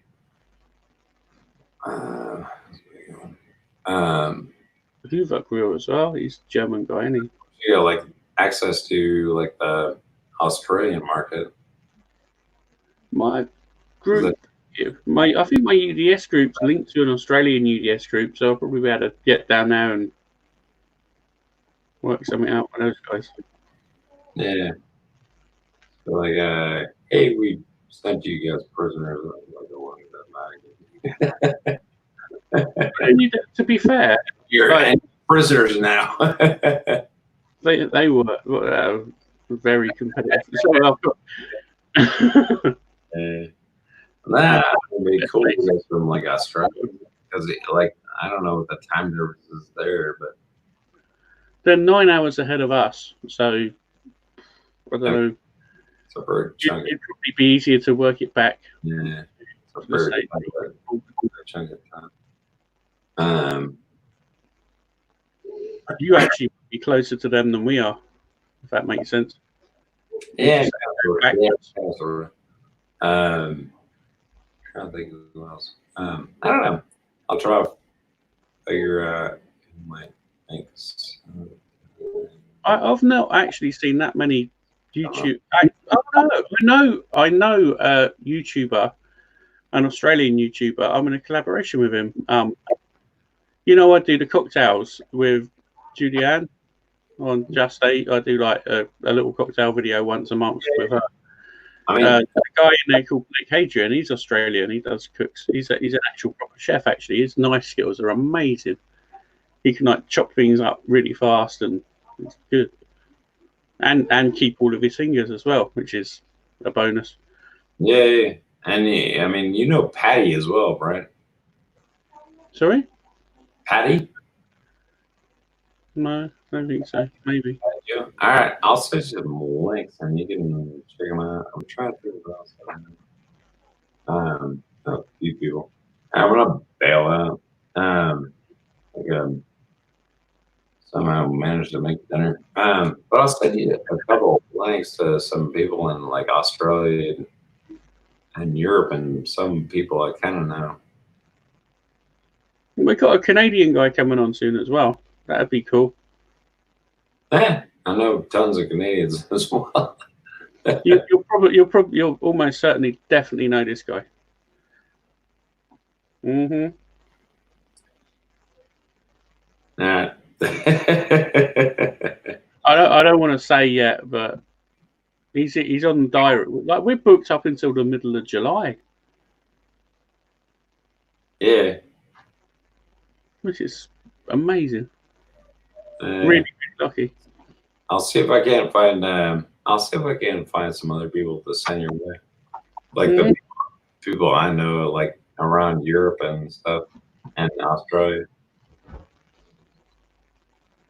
No, I only know really one guy in Australia, and he's a good guy. He's a nice fella. Patty, Patty would like. He doesn't do any barbecue at all, but he cooks up like he's a crack up. Mm-hmm. He's like crack up. I'll send you that link as well. Yeah, that'd be nice, man. Like, he's just a good dude, and I'm sure he probably like you connect to one person, they connect you to other people, and you like, you know what I mean? Yeah, And definitely. all right, let me figure it out so I can send you. All right, I gotta split out. Yeah, you do. You go and make dinner. It's been lovely talking to you, Charlie. Thank you for you know what I mean. You're the man. It turned out like I don't even know what you said. Turned out like It was all right. It was okay. It was awesome. It really was. Like it was like could not have turned out better. It was okay. I'm happy with it. First thing, like I mean, geez, Louise, you had 22 views on the very first thing.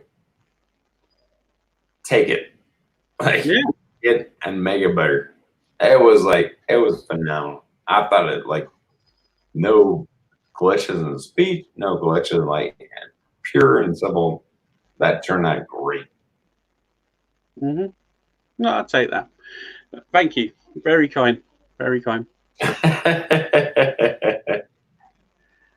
You make sure you tune in next week if you want to know about stuff.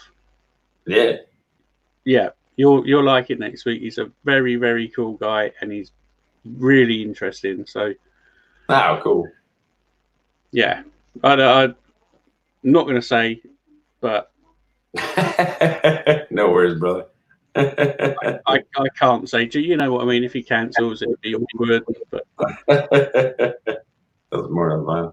I will. You're in. You'd probably really enjoy talking to him because all of the questions you want to have answered, he will more than likely be able to answer. Nice. Looking forward to it. Mm-hmm. Right, go to dinner anyway. Take care. And yeah, see you later.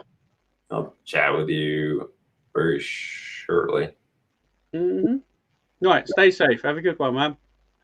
Let me know when you get your stuff. I want. You've got to study on it, right? So we shall see. Right, stay safe, mate. Right, see you later. Thank you everyone for joining in the chat. We've got a few more people in there. Long Quest, Lep's back, hopefully with some clothes on. Yeah, right. We're all going now anyway. So see you later, guys. Thanks for joining in. See you later, Charlie. Thank you. Absolutely. It's been amazing. All right, speak soon, mate. Look after yourself. All right. Later, brother. Bye-bye.